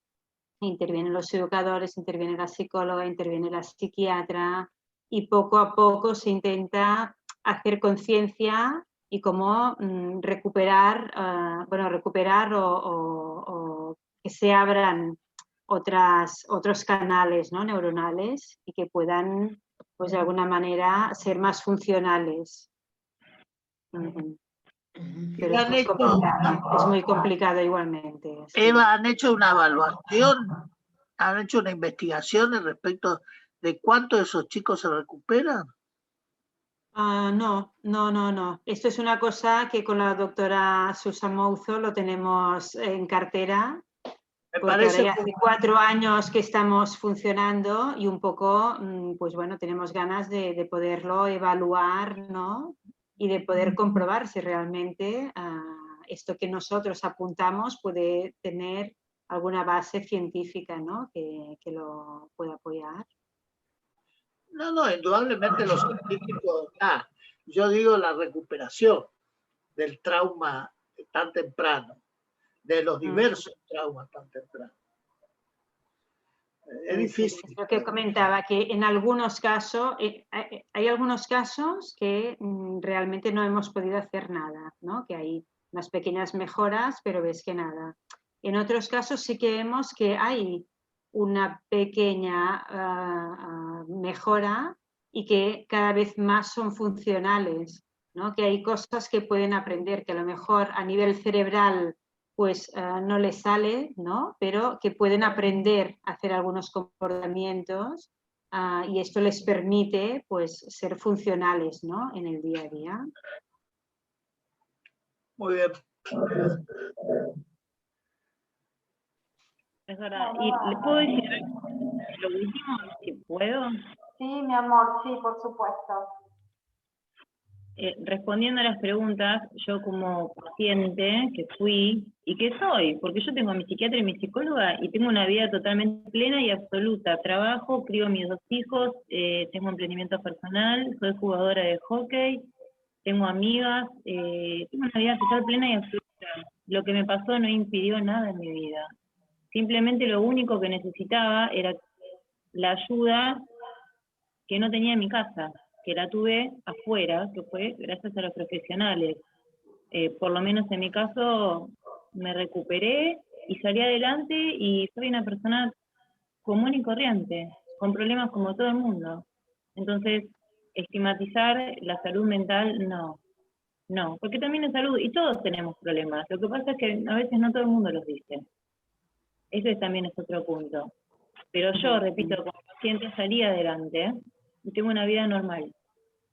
Me estoy por recibir. Tengo una vida normal. Lo único que necesitamos es que crean en nosotros, ustedes que son los que estudian y que son los profesionales, que...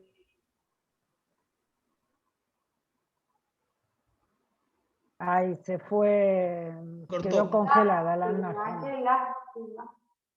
Qué lástima, porque es tal cual lo que dice ¿Puedo Ruth. comentar algo en esta línea? Es tal cual lo que dice Ruth. Todos tenemos problemas y a veces hay gente que no los dice y uno dice, ay, qué feliz que se la ve, pero no es así. Dale, Gracielita, por favor. Quería comentar un poquito lo que decía Eva, porque realmente estamos con ganas de hacer una investigación para ponerle números, pero la realidad es que intuitivamente sí que tenemos recuperaciones. En el CREI, y por otro lado yo trabajé 13 años también en el centro penitenciario de menores, y esta es una provincia pequeña y te vas encontrando con los chicos de grandes y te encontrás con el que trabaja en una cafetería, con el que se ha casado y ha tenido hijos, con el que está instalado muy bien, el que ha estudiado, el que se ha hecho periodista, el que va a la universidad incluso. Entonces, sí que hay, estos son los motores de nuestro trabajo, ¿no? Lo que queremos hacer lo antes que podamos y cuando tengamos tiempo y pasado el COVID, si Dios quiere, es poder formalizarlo en números que tanto importan para poder decir, bueno, qué otros aspectos tenemos que revisar para poder lograr más cosas o cuáles son los factores que realmente son muy negativos y nos van a impedir o cómo poder abordarlos, ¿no? Pero sí que con Eva tenemos resultados positivos y hay que poder objetivarlos. A ver. Muy bien. Sí, son todas asignaturas pendientes, todas asignaturas pendientes. Bueno, acá hay muchísimos saludos y agradecimientos, felicitaciones a todos los expositores, a todos. A Ruth también. Bueno, me parece que excelente todo, me reencantó el tema, súper actual, súper para seguirla. La verdad, Marcia, que nos quedamos cortos con... Sí, un segundo capítulo, la verdad. Me parece que sí, Dale, porque es un tema muy actual, un tema que realmente lo tenemos a diario en el hospital, muchas situaciones de vulneración, las familias, hay gente que te dice, ¿qué voy a ir a hacer la denuncia si nadie me escucha, no me atienden? El otro día tuve una situación de abuso y fue el fin de semana y no se la quisieron tomar a la señora. Terrible, terrible. Bueno, yo les agradezco tanto porque la verdad que ha superado mis expectativas de una manera impresionante. Bueno, con semejantes expositores y semejante panel era lógico que pudiera generarse todo esto. Hermoso la posibilidad de que haya podido estar Ruth, dar su testimonio. Esto le da una realidad diferente. Un hermoso, placer Martín, hermoso. un placer Eva, muchas gracias, un placer la doctora, la de Para Chaco, todos. no me acuerdo Muchas el nombre, gracias. Sí, se tuvo que retirar. Sí. Brillante tu coordinación, Cristina, brillante. Así que un aplauso. Voy aprendiendo para de todos. vos, cada día estando cerca tuyo voy aprendiendo. Qué linda.